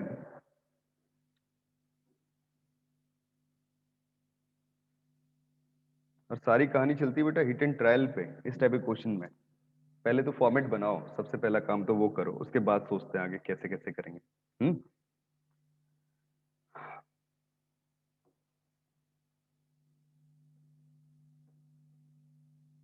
देखो बेटा क्या हुआ कि जो हमारे पास पहली वाली टर्म्स थी यहां से लेके यहां तक की, ये तो बना रही थी जीपी, और टोटल कितनी टर्म्स है? 48 टर्म्स है ना। तो फर्स्ट टर्म कितना? 1 plus x square a into r to the power n, मतलब 1 प्लस एक्स कॉमन रेशियो था उसकी power 48, this minus 1, this divided by 1 plus x r minus 1। एक तो ये बन चुका है यहां तक का एक्सपेंशन का फॉर्म, ठीक है, मतलब इसका यही रोल था। और प्लस में कितना आ गया? And so on, this is 1 plus x to the power 1 plus m x to the power 50, ये वैल्यू आ चुकी है। अरे ये एंड सो ऑन क्यों लिख रहा हूं, जब सबका कंट्रीब्यूशन लिख ही लिया तो सीधे सीधे लिखो ना, 1 plus m x to the power 50, right बेटा। अब देखो जरा, यहां से वैल्यू आ गई, this is equal to 1 upon x बाहर, this is 1 plus x to the power 50, this minus 1 plus x का square and this plus 1 plus m x to the power 50, ये वैल्यू आ गई अपने पास, ठीक है। अब जरा मैं एक्सपेंशन करता हूं तो मुझे सोच के बताओ बेटा, मुझे वैसे एक्सपेंशन करने की जरूरत नहीं है, मुझे चाहिए एक्स स्क्वायर का कोएफिशिएंट। तो इसका मल्टीप्लिकेशन जब इसके साथ होगा तो एक्स स्क्वायर का कोएफिशिएंट कैसे मिलेगा? इसमें से निकालना क्या होगा मुझे इन दोनों मल्टीप्लिकेशन के लिए? हाँ जी बच्चों बताओ क्या निकालना होगा? कोएफिशिएंट ऑफ एक्स क्यूब इसके अंदर, बताओ ना यार, समझ में आ रही है बात? तभी तो एक्स से डिवाइड होकर एक्स स्क्वायर का कोएफिशिएंट मिला। तो बेटा कोएफिशिएंट ऑफ एक्स क्यूब कितना आएगा? वो आएगा 50c3 and this into x cube और डिवाइडेड बाई एक्स, ये आ गया। तो यहां से मुझे एक्स स्क्वायर का कोएफिशिएंट मिल गया। क्या सेकंड वाली टर्म से कभी एक्स स्क्वायर का कोएफिशिएंट मिल सकता है? क्योंकि मैं इस परफेक्ट स्क्वायर को ओपन करूंगा तो 1 अपॉन एक्स का मल्टीप्लाई करने में बेटा कभी भी वो एक्स स्क्वायर वाली टर्म नहीं देगा, तो इसका तो कोई रोल रहा ही नहीं। आ जाओ इस सेकंड वाली टर्म पे। अब यहां से क्या मिल गया? एक्स स्क्वायर का coefficient m square this into 50c2 this into x square। समझ में आई बात? इन दोनों के थ्रू जो कोएफिशिएंट ऑफ एक्स स्क्वायर आ गया, कोएफिशिएंट ऑफ एक्स स्क्वायर वो कितना आ गया? दिस इज इक्वल टू, पहले से आ रहा है 50c3 और दूसरे से आ रहा है plus 50c2 into M square, ठीक है। And that coefficient of x square is given, कितना दिया हुआ है? 3n plus 1 this into 51c3। तो this value is equal to कितना हो जाएगा? 3n plus 1 this into 51c3, right. ये वैल्यू आ गई अपने पास। करो सिंप्लीफाई अब सारी टर्म्स को। तो 50c3 देखो ओपन करिए कितना मिल रहा है? 50 into 49 into 48 and that divided bye 3 factorial मतलब 6, ये तो 8 टाइम्स चला गया। दूसरे से क्या आ रहा है? Plus 50 into 49 and this divided by 2, ठीक है। इसे छोड़ देता हूं मैं ऐसे क्योंकि मुझे तो 50 इंटू 49 कॉमन निकलता हुआ दिख रहा है दोनों तरफ। राइट साइड में देखो 3n प्लस 1 मिल गया और यहां से क्या क्या मिल चुका है टर्म? 3n प्लस 1 51c3 मतलब 51 into 50 into 49 and that divided by 3 मतलब 3 फैक्टोरियल 6 आ गया। अब देखो बेटा दोनों तरफ ना 50 इंटू 49 तो एलिमिनेट हो ही चुका है, ये वाली टर्म, ये गया, हर एक टर्म से एलिमिनेट हो गया, ठीक है। बस इतना बचा है अपने पास, इनको करते हैं सिंप्लीफाई, कितनी वैल्यू मिल रही है। तो फर्स्ट से तो आ गया कितना? This implies 8, this plus 1/2 and this is equal to 3n। अच्छा एक मैंने टर्म छोड़ दिया शायद, यहाँ पे m स्क्वायर भी होना था, ठीक है। 1/2 मतलब m स्क्वायर बाई 2 और यहां से कितना आ चुका है? 3n plus 1 and that into 51 this divided by 6, ये वैल्यू आ चुकी है। ले ले दोनों तरफ एलसीएम। अब एलसीएम लेने के बाद क्या फॉर्मेट बन गया, यहां से मिल गया 16 plus m square this into 3 and this is equal to 51 into 3n plus 1। ठीक है बेटा, ये वैल्यू आ रही है 51। 51 ये भी तो एलिमिनेट कर ही दो, 17 टाइम्स चला गया। और ये कितना आ जाएगा 16 plus m square this is equal to 51 n this plus 17। इसका मतलब आ गया m square equal to 51 n this plus 1। ये बेटा इक्वेशन मिल चुकी है। अब थोड़े हिट एंड ट्रायल लेने पड़ेंगे, एन की वैल्यूज रखनी पड़ेंगी। अब जरा ऑप्शंस देख लो पहले, लेकिन ऑप्ट भी डायरेक्टली मत करो। देखो ऑप्शन में दिया हुआ है एन की वैल्यू 5, 21, 11, 16।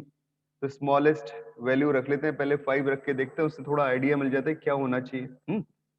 हमें निकालना किसका वैल्यू है, हमें निकालना है एन का ही वैल्यू निकालना है ना।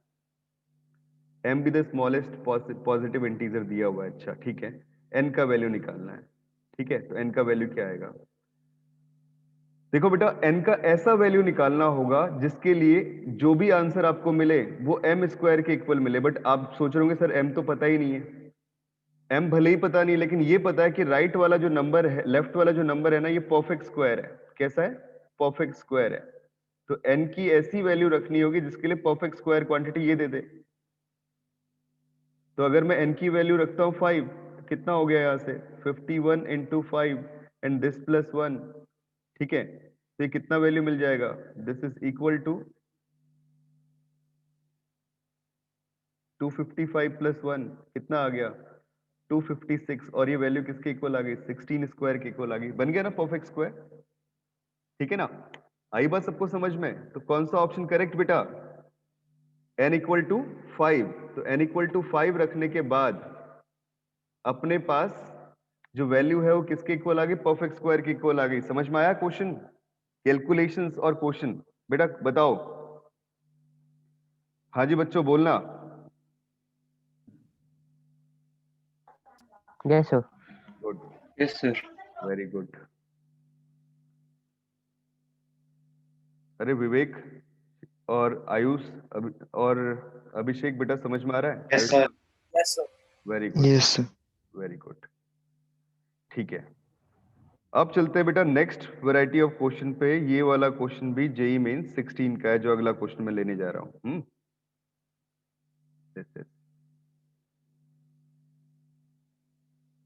क्वेश्चन नंबर 8 है, that is of JEE Main 16। इस क्वेश्चन में क्या बोला है, बोलता है कि if the coefficient of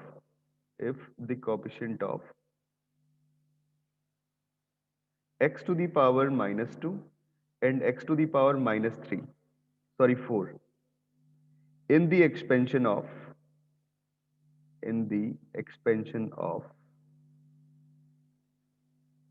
x to the power 1/3 and this plus 1/2 into x to the power 1/3 and its whole power 18, ठीक है, where this x is greater than by 0 are m and n। ठीक है, ये given है respectively.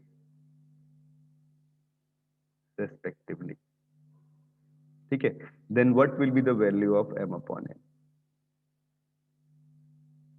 Options दिए बेटा, पहला 5/4, दूसरा ऑप्शन है अपने पास 4/5, तीसरा ऑप्शन है 27 और चौथा ऑप्शन है 182। This question is of JEE main 16। जल्दी बताओ कैसे करें। अब बहुत आसान सा क्वेश्चन यार, coefficient of x square x to the power -2 और x टू द पावर -4। हाँ जी बेटा, कुछ कोई बोलना चाह रहा है, कैसे करेंगे इसे वैसे, कोई बताओ, आइडिया दो मुझे, कैसे करोगे, अप्रोच क्या बन रही तुम्हारे दिमाग में। हाँ जी बच्चों बोलो, कुछ तो अप्रोच बन रही होगी ना, कुछ तो आ रहा होगा दिमाग में, आइडिया आ रहा होगा कि कैसे किया जाए। सो सेम ही अप्रोच बन रही है कि वही इसको एक्सपैंड करके लिखने का, पहले तो उसको बायनॉमियल एक्सप्रेशन के बेसिक जो समेशन के फॉर्म में लाना, उसके बाद फिर देखना कि -2 और -4 किस पावर्स में आ रहा है, ठीक उसको है। फिर उसको सॉल्व करके m निकालना है। हाँ। निकलेगी नहीं वैल्यू, बट जो m है हम्म। और n है फिर उसको अपॉन में कर देना तो कुछ शायद वैल्यू आ रेशियो जाए। निकल जाएगा, ठीक है बिल्कुल। पहले क्या करना है, हमेशा जनरल टर्म निकालना है, ठीक है। पहले निकालो जनरल टर्म, कितना आ गया 18CR this into x to the power 1/3 और इसकी होल पावर कितनी आ गई 18 minus r and this into 1/2x to the power 1/3 और इसकी होल पावर कितनी आ गई आर। इसको करो सिंप्लीफाई सबसे पहले, तो ये आ जाएगा 18CR और ये 1/2 टू दी पावर आर, ये अलग कर लो। ये आ गया x टू दी पावर 18/3 मतलब 6 माइनस r/3 और नीचे वाले से कितना आ रहा है माइनस का r/3, तो अल्टीमेटली टोटल हो जाएगा 2r/3। ठीक है, ये काम तो हमने कर लिया सबसे पहले। अब तुम्हें निकालना है कोएफिशिएंट, तो हम दो काम करेंगे। For coefficient of x to the power -2 क्या कर लेंगे 6 माइनस 2r/3 को रख लो कितना -2। ये किसके लिए आई बात सबको समझ में? बस ये छोटे छोटे काम है बेटा। तो जैसे इसको रखा तो कितना हो जाएगा 6 + 2 8, this is 8 equal to 2r divided by 3। ये 4 टाइम्स गया तो अल्टीमेटली मुझे r का वैल्यू मिल गया कितना 12। ठीक है, ये तो पहले वाला केस हो गया। समझ में आ रही है बात? हाँ जी बच्चों बताओ। ठीक है, और जब मैंने r का वैल्यू रखा, sorry coefficient of x to the power -3 जब निकालना हो, 4 सॉरी -4 जब निकालना हो, तो for coefficient of x to the power -4 इसके लिए क्या कर दिया 6 माइनस 2r/3 को कितना रख दिया -4 रख दिया, तो कितना आ जाएगा 10 is equal to 2r divided by 3। 5 times गया मतलब r की वैल्यू मुझे मिल गई 15। अब क्या बोला इन दोनों के कोएफिशिएंट्स का रेशियो, तो coefficient of x to the power -2 upon coefficient of x to the power -4। क्यों कर रहा हूं मैं ऐसा? बिकॉज आपको m/n का वैल्यू निकालना है। m क्या था coefficient of x to the power -2 और n क्या था coefficient of x to the power -4। तो बेटा अब x टू दी पावर -2 के लिए r इक्वल टू 12 रखना है इसमें कोएफिशिएंट में। ठीक है, यही कोएफिशिएंट था जनरल टर्म का, तो रखो r इक्वल टू 12। 18c 12 आ गया, this into 1/2 to the power 12 आ जाएगा और अपॉन में कितना आ गया 18c। अगले वाले के लिए r इक्वल टू 15 रखना है, तो 18c 15 आ गया, this into 1/2 to the power 15 मिल गया मुझे। इन्हें करो सिंप्लीफाई, 2 क्यूब बच जाएगा ऊपर चला जाएगा, तो एक तो ये 2 क्यूब आ गया यहाँ से मतलब 8 आ गया, और 18c 12 का मतलब कितना हो गया, दिस इज 18c 6 है ना, 18c 12 मतलब 18c 6। कुछ भी कर लो, निकालना तो सॉल्व करना ही पड़ेगा। इसे लिख लेते हैं 18 factorial upon 12 factorial into 6 factorial, और नीचे भी थोड़ा सिंप्लीफाई करो कितना मिल गया 18 factorial upon this is 15 factorial, और 18 माइनस 15 ये हो गया आपका 3 फैक्टोरियल। बस बेटा ऐसे वैल्यूज मिल चुकी है। अब इनको कर लेते हैं सिंप्लीफाई, देखो क्या क्या टर्म मिलती है। ये आ गया 8 इंटू 18 फैक्टोरियल, 18 फैक्टोरियल ऊपर नीचे कैंसिल आउट हो गए, 15 फैक्टोरियल ऊपर आया तो उसे लिख लिया 15 into 14 into 13 and this into 12 factorial, और 3 फैक्टोरियल तो बेटा अपना 6 हुआ ही, और 6 फैक्टोरियल का मतलब क्या हुआ, ये हो गया, ऐसे ऐसे लिख लेते हैं 12 फैक्टोरियल इंटू 6 फैक्टोरियल, उसको लिख लिया 6 इंटू 5 इंटू 4 और दिस इंटू 3 फैक्टोरियल। ये दोनों टर्म्स, इसे भी 3 फैक्टोरियल रहने दो, ये दोनों टर्म्स एलिमिनेट हो गई, 12 फैक्टोरियल एलिमिनेट हो गया। ठीक है, और देखो कैसे कैसे टर्म्स एलिमिनेट हो रही हैं। ये 2 टाइम्स एलिमिनेट हो गया, 3 टाइम्स गया, और ये 3 टाइम्स गया, ये 3 भी गया। अब नीचे तो कुछ बचा नहीं है, ऊपर शायद क्या मिल रहा है 13 इंटू 14। ठीक है, कितना वैल्यू आ रहा है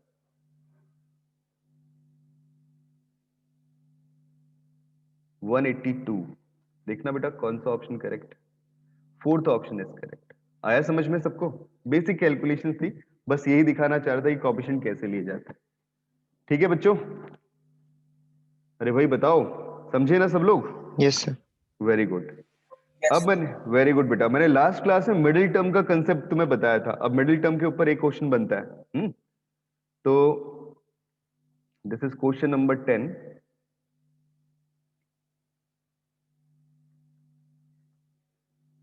If capital A be the coefficient of, if capital A be the coefficient of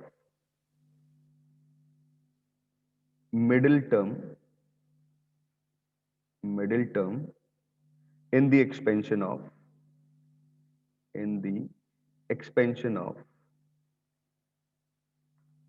1 plus x to the power 2n,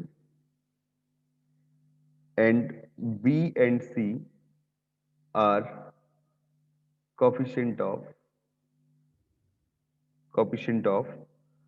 middle term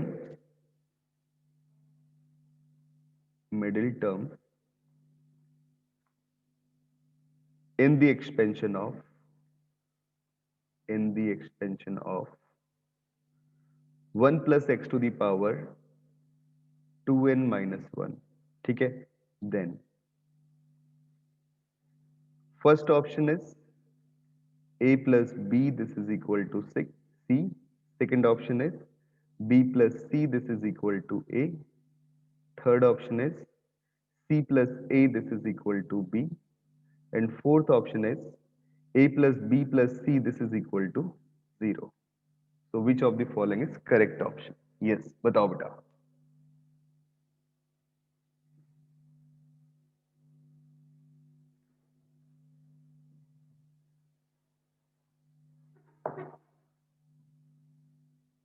कौन सा करेक्ट?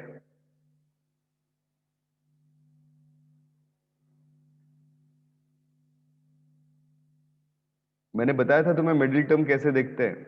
अगर पावर ऑड हो जाए तो उस केस में 2 मिडिल टर्म होती हैं, और अगर पावर अगर इवन रहे तो उस केस में 1 मिडिल टर्म होती है ना? तो तुम्हें ये चीज याद होगी, जल्दी सोचो और बताओ।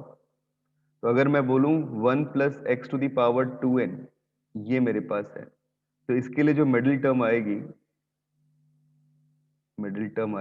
वो क्या आएगी? वो कैपिटल ए दी हुई है, ठीक है? वो कौन सी होगी अपने पास?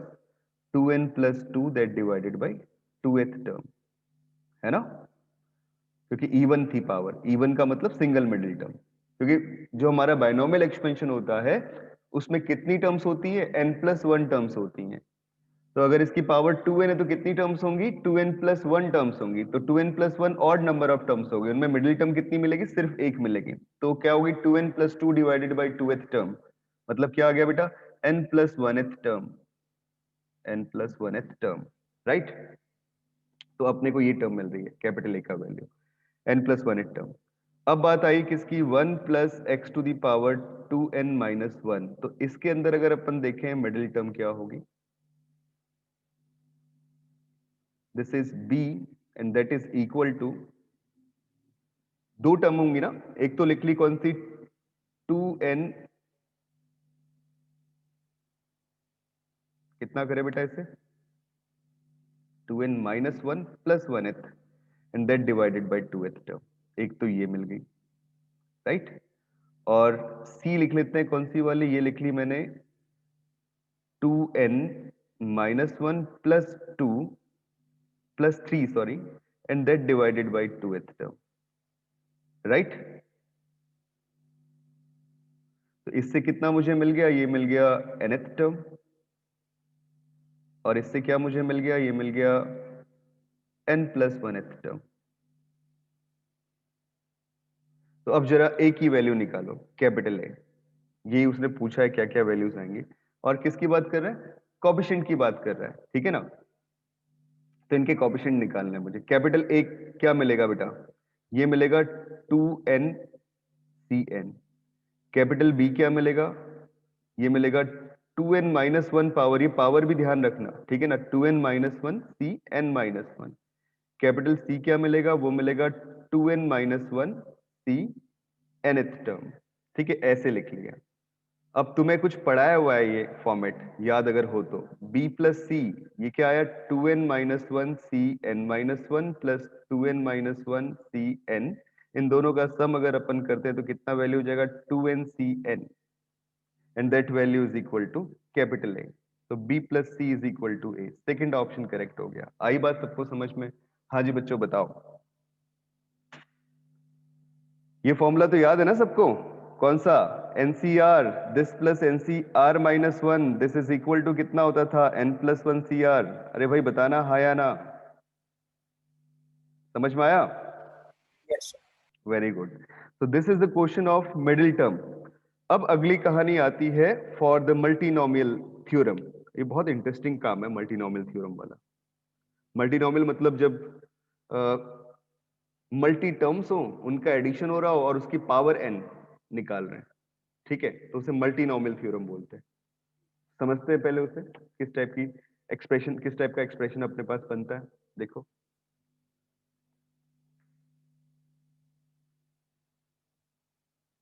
देखो बेटा, मल्टीनोमियल थ्योरम।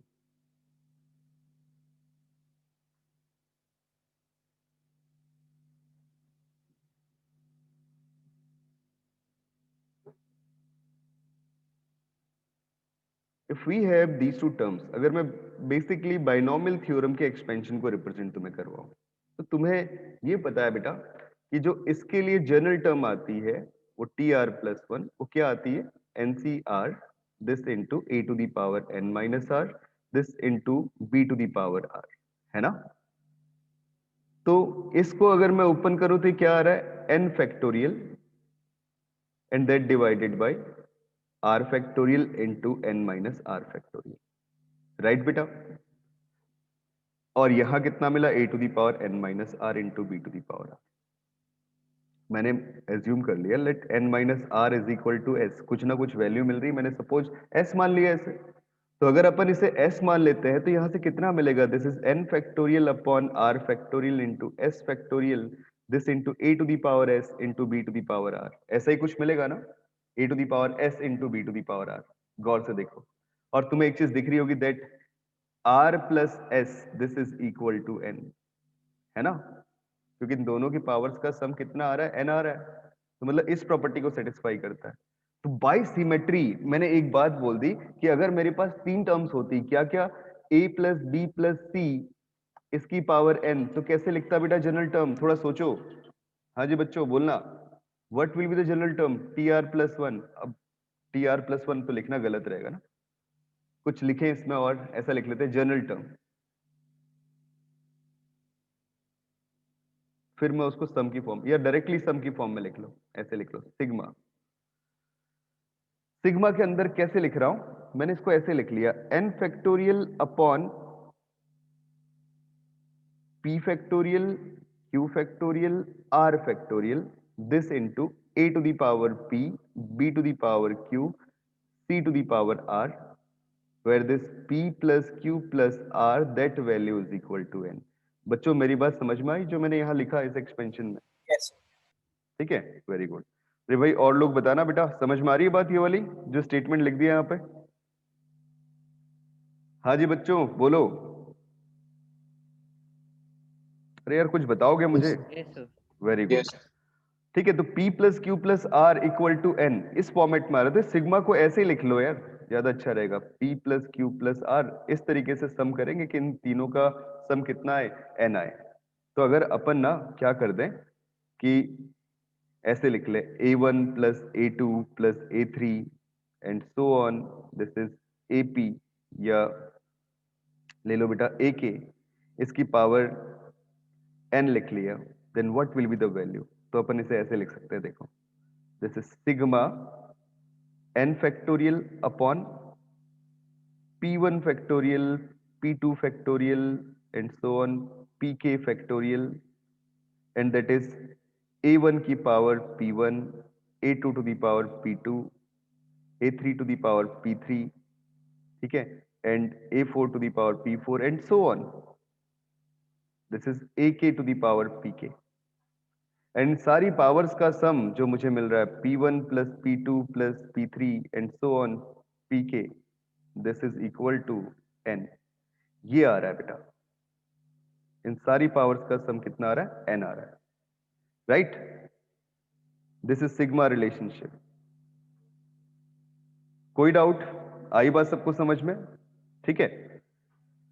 तो ये तीन तरीके से मैंने एक्सपेंशन बनाए। इस वाली टर्म को अपन क्या बोलते हैं? मल्टीनोमियल थ्योरम की। बहुत सारी टर्म्स की अगर आप पावर लिख रहे हैं तो इस तरीके से लिख सकते हैं। कितनी टोटल नंबर ऑफ टर्म्स होंगी मल्टीनोमियल में? कोई मुझे बताएगा? अगर कोई मुझसे पूछे या तुमसे पूछे बेटा कि इसमें टोटल नंबर ऑफ टर्म्स कितनी होंगी, तुम बताओ मुझे कितनी होंगी। थोड़ा आइडिया दो यार। r plus s equal to n लिखा तो इस मतलब जो पहले वाला टर्म था इसमें टोटल टर्म्स कितनी थी? बाइनोमियल के अंदर कितनी होती है? वो होती है n प्लस वन। बात समझ में आ रही? क्यों होती है n प्लस वन? क्योंकि मेरे पास ये वाली इक्वेशन है। इस इक्वेशन के जितने नॉन नेगेटिव इंटीजर सॉल्यूशन होंगे, नॉन नेगेटिव इंटीग्रल सॉल्यूशन होंगे, उतना ही बेटा टोटल नंबर ऑफ टर्म्स होंगी। तो मैं दिखाऊं निकाल के कितनी आती है? वो होते थे n minus r plus one c r minus one. यही था ना? याद आ रही है तो बताओ। उल्टा लिख दिया मैंने, n plus r minus one c r minus one. हाँ जी बच्चों, ठीक है। तो उसमें अगर हम यहाँ पे हम देखें तो r जो है ना वो तो बताया था किसको? टोटल नंबर ऑफ टर्म्स को। n ये वाला जो राइट साइड में, तो यहाँ पे टोटल नंबर ऑफ टर्म्स कितनी आ रही है? 2 आ रही है। तो n plus two minus one c two minus one कितनी वैल्यू आ गई? n plus one c one, मतलब कितना आ गया? n plus one. इसलिए बेटा बाइनोमियल एक्सपेंशन में कितनी टर्म्स होती है? n plus one.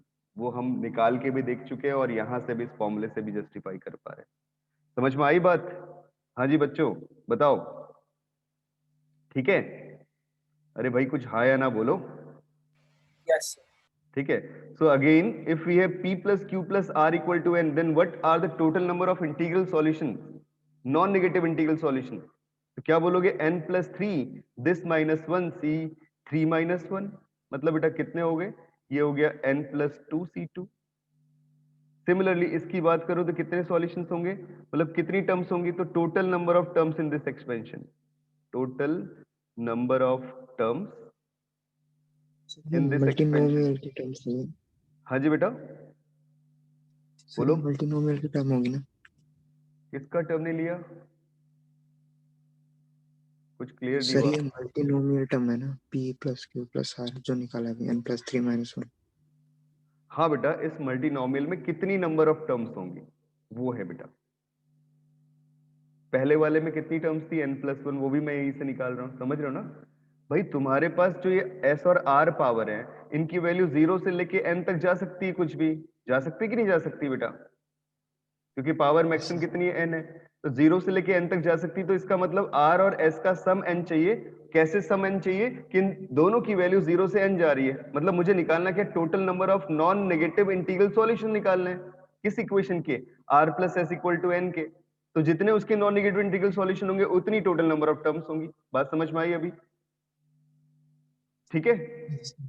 तो यहाँ पे भी बेटा कितनी टोटल नंबर ऑफ टर्म्स होंगी?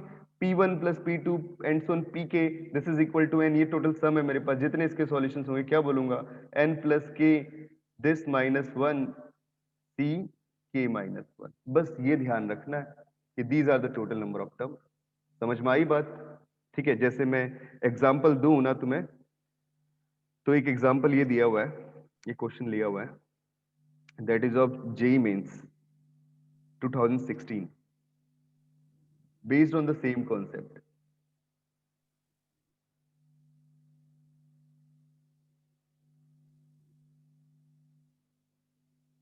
तो बोल रहा है बेटा, if the number of terms in the expansion, if the number of terms in the expansion, 1 minus 2 upon x plus 4 upon x square its whole power n, this is 28, ठीक है?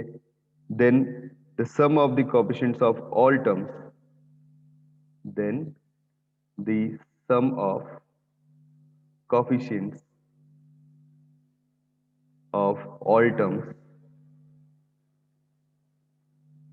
all terms in the expansion is, option है अपने पास पहला 64, दूसरा option है बेटा 2187, तीसरा option है अपने पास दिस इज 243, ठीक है, और चौथा ऑप्शन है बेटा 729। तुम्हें क्या लगता है कौन सा करेक्ट ऑप्शन होगा, बताइए।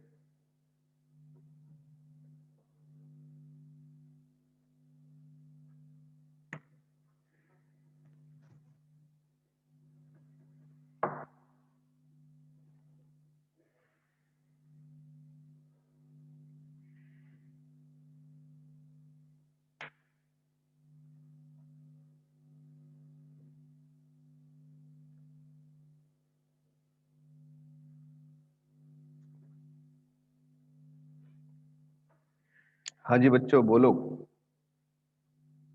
यहाँ दो दो काम होने हैं बेटा, मतलब एक तो कई लोग तो क्या सोच रहे होंगे एक बार सर सारे टर्म्स निकाल के कोएफिशिएंट्स निकालते, तुम बेटा परेशान हो जाओगे सारे टर्म्स निकाले कोएफिशिएंट निकालने में, बहुत टाइम टेकिंग होगा वो।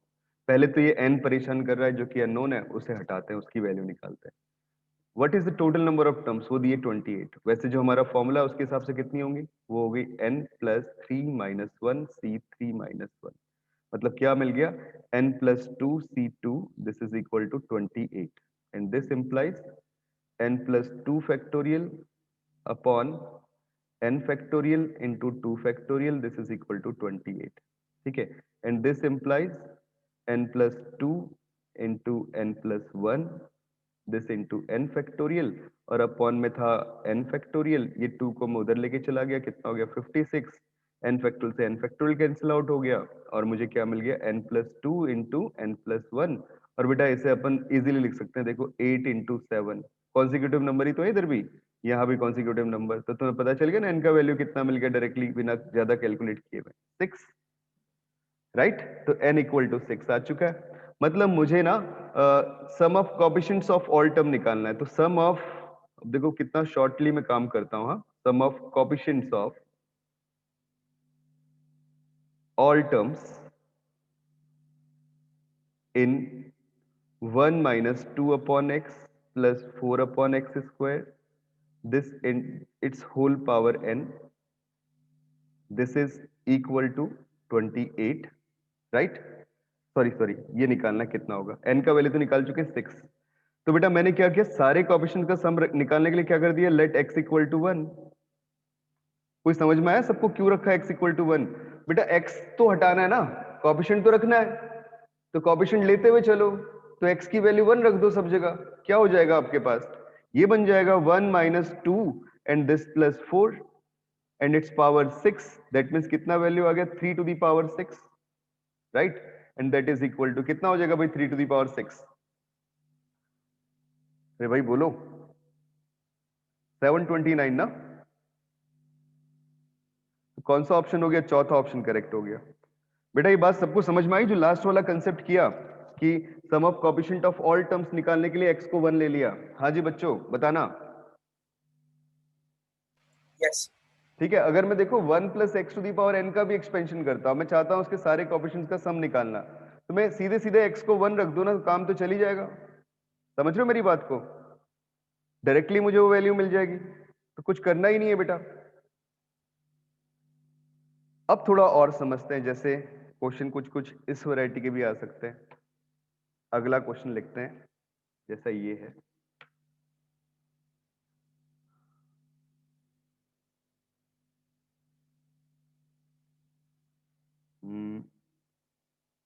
in the expansion of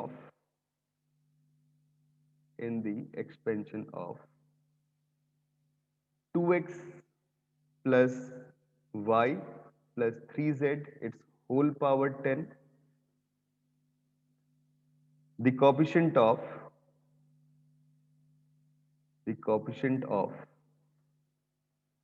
x square y to the power 5 z to the power 3 this is, ठीक है, क्या होगा, सोचो बेटा क्या होगा। In the expansion of this function the coefficient of x square y to the power 5 z to the power 3 is. Yes बेटा बोलो।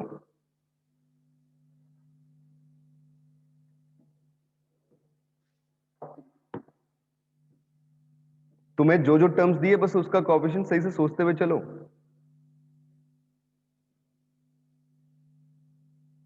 x square z to the power 3। अरे बहुत आसान सा काम यार, मतलब अल्टीमेटली मुझे ये तो चाहिए 2x की पावर 2, ठीक है, y की पावर 5 और z की पावर 3z की पावर 3। और अगर ये लिखूंगा तो जो जनरल टर्म इसकी मिलेगी वो क्या मिलेगी, 10 फैक्टोरियल अपॉन में कितना आ गया, ये आ गया बेटा 2 फैक्टोरियल, फिर आ गया 5 फैक्टोरियल, फिर आ गया 3 फैक्टोरियल। समझ में आई बात सबको? अरे भाई इस बात पे बताना।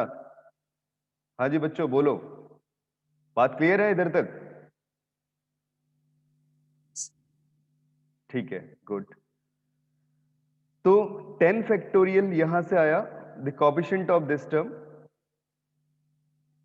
कोएफिशिएंट मैं सॉल्व नहीं कर रहा पूरा, बस मेरे को दिखाना था तुम्हें, x square y to the power 5 z to the power 3, this is, एक तो 2 स्क्वायर मिला, एक मिल गया 3 क्यूब, एक मिल गया 10 फैक्टोरियल, और अपॉन में कितना मिल गया 2 फैक्टोरियल, मतलब 2 इंटू 5 फैक्टोरियल इंटू 3 फैक्टोरियल मतलब 6। तो इसका 12 भी लिख लो, ठीक है।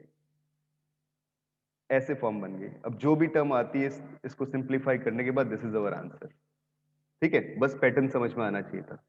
क्लियर हुआ ना यहां तक? हाँ जी बेटा बोलना। अरे यार कुछ बताओ भाई, अब मैं पता नहीं क्यों परेशान हो जाता हूं, कितनी बार पूछूंगा तुमसे। Yes. Very good, good. अगर समझ में आया ना तो मुझे आंसर चाहिए अगले वाले क्वेश्चन का। नेक्स्ट क्वेश्चन ये है, the number of terms, the number of terms containing, the number of terms containing x to the power 5 in the expansion,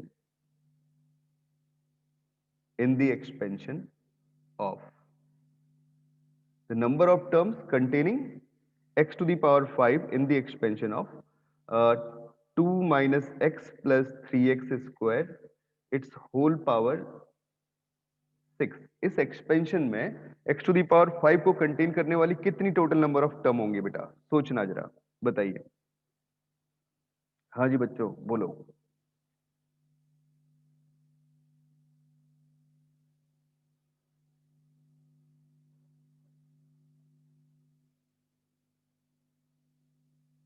मतलब ये बहुत इंटरेस्टिंग सा काम है, अगर तुम सोच पाते हो तो फिर मजा आएगा।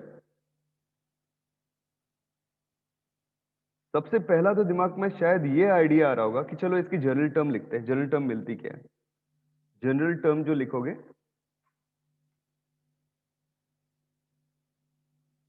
जनरल टर्म बेटा आपको मिल जाएगी, this is equal to 6 factorial upon में r factorial, s factorial, t factorial और 2 to the power r minus x to the power s और 3x square to the power t, ठीक है, ये वैल्यू आ गई। And this is equal to 6 factorial upon r factorial into s factorial into t factorial and this is 2 to the power r minus 1 to the power s and x to the power यहां से तो मिला s और यहां से मिल गया कितना, एक 3 टू दी पावर t भी मिल रहा था, सॉरी उसे भी लिख लो, 3 टू दी पावर t। और देखो बेटा x to the power s plus 2t आपको मिल गया है ना। अब मुझे चाहिए 5 पावर के लिए कितनी टर्म्स कंटेन होंगी, मतलब 5 पावर तो तभी आएगा ना जब आपके पास s प्लस 2t का वैल्यू कितना आ जाए, 5 आ जाए, तभी तो आपको 5th पावर वाली टर्म मिलेगी। और ये जब पता है ना कि यहाँ पे r और st जो 3 नंबर अपन ले रहे हैं वो किस कंडीशन को सेटिस्फाई कर रहे हैं, r plus s plus t is equal to 5, sorry 6, क्योंकि मैक्सिमम पावर 6 है। ये दो कहानियां मिल गई।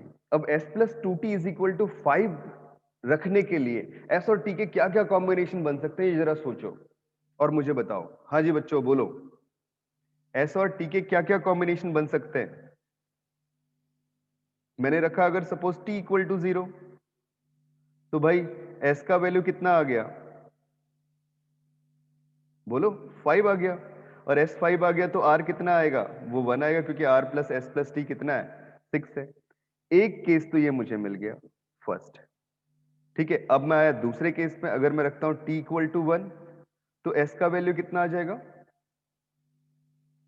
यहां से आ गया 2, 3 आ गया, तो r का वैल्यू कितना आ जाएगा, 3 प्लस 1 4 हो चुका है अभी तक, और टोटल सम 6 है, तो यहाँ 2 आ जाएगा। दूसरा केस बेटा ये बन गया।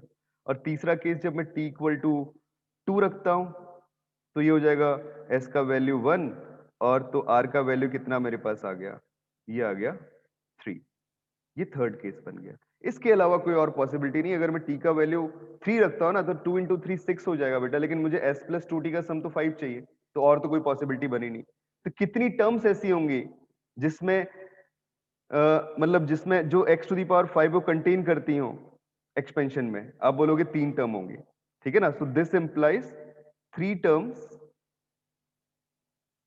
Containing x to the power 5।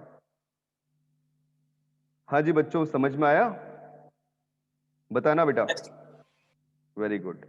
3 terms, just 3 terms which are containing that x to the power 5, ये कहानी बनी। एक बात और सोचने वाली है, देखो क्या, अगर कोई बोलता है कि वो टर्म्स क्या होंगी, अब तो तुम्हें मैंने अप्रोच बता दी, वो तीनों टर्म्स कौन कौन सी है। तो coefficient of x to the power 5, सुनना आप सब लोग, coefficient of x to the power 5, this is equal to, ये आ गया 6 फैक्टोरियल अपॉन r फैक्टोरियल बोलने का मतलब 1 फैक्टोरियल, s फैक्टोरियल बोलने का मतलब 5 फैक्टोरियल, t फैक्टोरियल मतलब 0 फैक्टोरियल, और ये अगर 2 to the power 1 minus x to the power कितना 5, and this is 3x square की पावर t मतलब कितना हो गया 0, ठीक है। एक तो ये मिला। खैर ये x की पावर ना लिखे ना तो भी काम चलेगा, जस्ट इन टर्म्स को लिख लेते हैं। जो ये जनरल टर्म थी इसमें रख लो जस्ट वैल्यूज, ठीक है ना। तो क्या है, 2 की पावर 1 माइनस 1 की पावर s है, s 5 आ रहा है तो नेगेटिव साइन के साथ आ गया, और क्या आ गया बेटा 3 की पावर t, t का वैल्यू कितना आ रहा है, 0 आ रहा है, ओके, तो ये तो 0 आ गया, ठीक है। तो जस्ट यही टर्म मिली। दूसरी टर्म क्या मिल रही है, फिर माइनस साइन के साथ में, क्योंकि s तो फिर से 3 आ रहा है बेटा, तो कितना हो जाएगा माइनस, यहां रखना 6 फैक्टोरियल, ये है आपके पास r है कितना 2, तो 2 फैक्टोरियल, s है कितना 3 फैक्टोरियल, और t है कितना 1 फैक्टोरियल आ गया, and this into 2 to the power, देखना बेटा r का वैल्यू 3, माइनस 1 तो मैं बाहर ले ही चुका हूं, और 3 की पावर t मतलब कितना आ जाएगा 1, ये आ गया। लास्ट टर्म जब s का वैल्यू 1, तो फिर से माइनस साइन के साथ में 6 factorial upon, this is r का वैल्यू आ गया 3 फैक्टोरियल, और s का वैल्यू आ गया 1 फैक्टोरियल, t का वैल्यू आ गया 2 फैक्टोरियल, और जरा यहाँ पे पॉइंट थोड़ा नंबर्स की वैल्यू रखो, 2 की पावर r कितना हो जाएगा 3, माइनस 1 साइन बाहर ले ही चुका हूं मैं, और 3 की पावर t मतलब 3 का स्क्वायर, ठीक है ना। तो ये मेरे पास कॉफिशिएंट आ गया। कॉफिशिएंट पूछता है तो वो निकाल सकते हो, टोटल नंबर ऑफ टर्म्स पूछता है तो वो निकाल सकते हो। समझ में आई बात। तो ये बहुत इंटरेस्टिंग क्वेश्चन था। इधर तक क्लियर हुआ बेटा, बताओ। हाँ जी बच्चों बोलना, हाँ या ना। यार तुम लोग कुछ बताते ही नहीं हो, पता नहीं क्या है कहानी। आया समझ में? Yes sir. Yes sir. Very good. तो बेटा मैंने मल्टीनोमियल थ्योरम तक करवा दिया तुम्हें। अब जो नेक्स्ट क्लास है, उस नेक्स्ट क्लास में हम लोग कुछ स्पेशल सीरीज और बचती है, उनको डिस्कस करते हैं, और इनके ऊपर बेस्ड कई सारे क्वेश्चंस और भी जो एडवांस के हैं। तो मैंने आज मेंस लेवल के क्वेश्चंस आपको काफी कुछ करवाए, यहाँ तक पूछे जाने वाले, ठीक है। इससे बाहर तो मेंस में कुछ नहीं आता। एडवांस में लेकिन बेटा डेप्थ है, तुम्हें पता है, कई बार बोल चुका हूं मैं, तो वहां पे कई सारे क्वेश्चन पूछे जा सकते हैं। कॉम्प्लेक्स नंबर्स का यूज करते हुए बाइनोमियल सीरीज को सॉल्व कर सकते हैं, ठीक है। बट वो कॉम्प्लेक्स नंबर का यूज करते हुए बाइनोमियल सीरीज को सॉल्व करने का तरीका मैं अभी नहीं पढ़ाऊंगा। मैं पढ़ाऊंगा जब कॉम्प्लेक्स नंबर पढ़ा दूंगा उसके बाद एप्लीकेशन इन बाइनोमियल थ्योरम, ठीक है। तो आज के लिए इतना काफी है, इसके बाद करते हैं फिर नेक्स्ट क्लास में, ठीक है बेटा। Okay then bye, Thank you, sir. Good night. Welcome, good Bye, night sir. बेटा। बाय बेटा, गुड नाइट।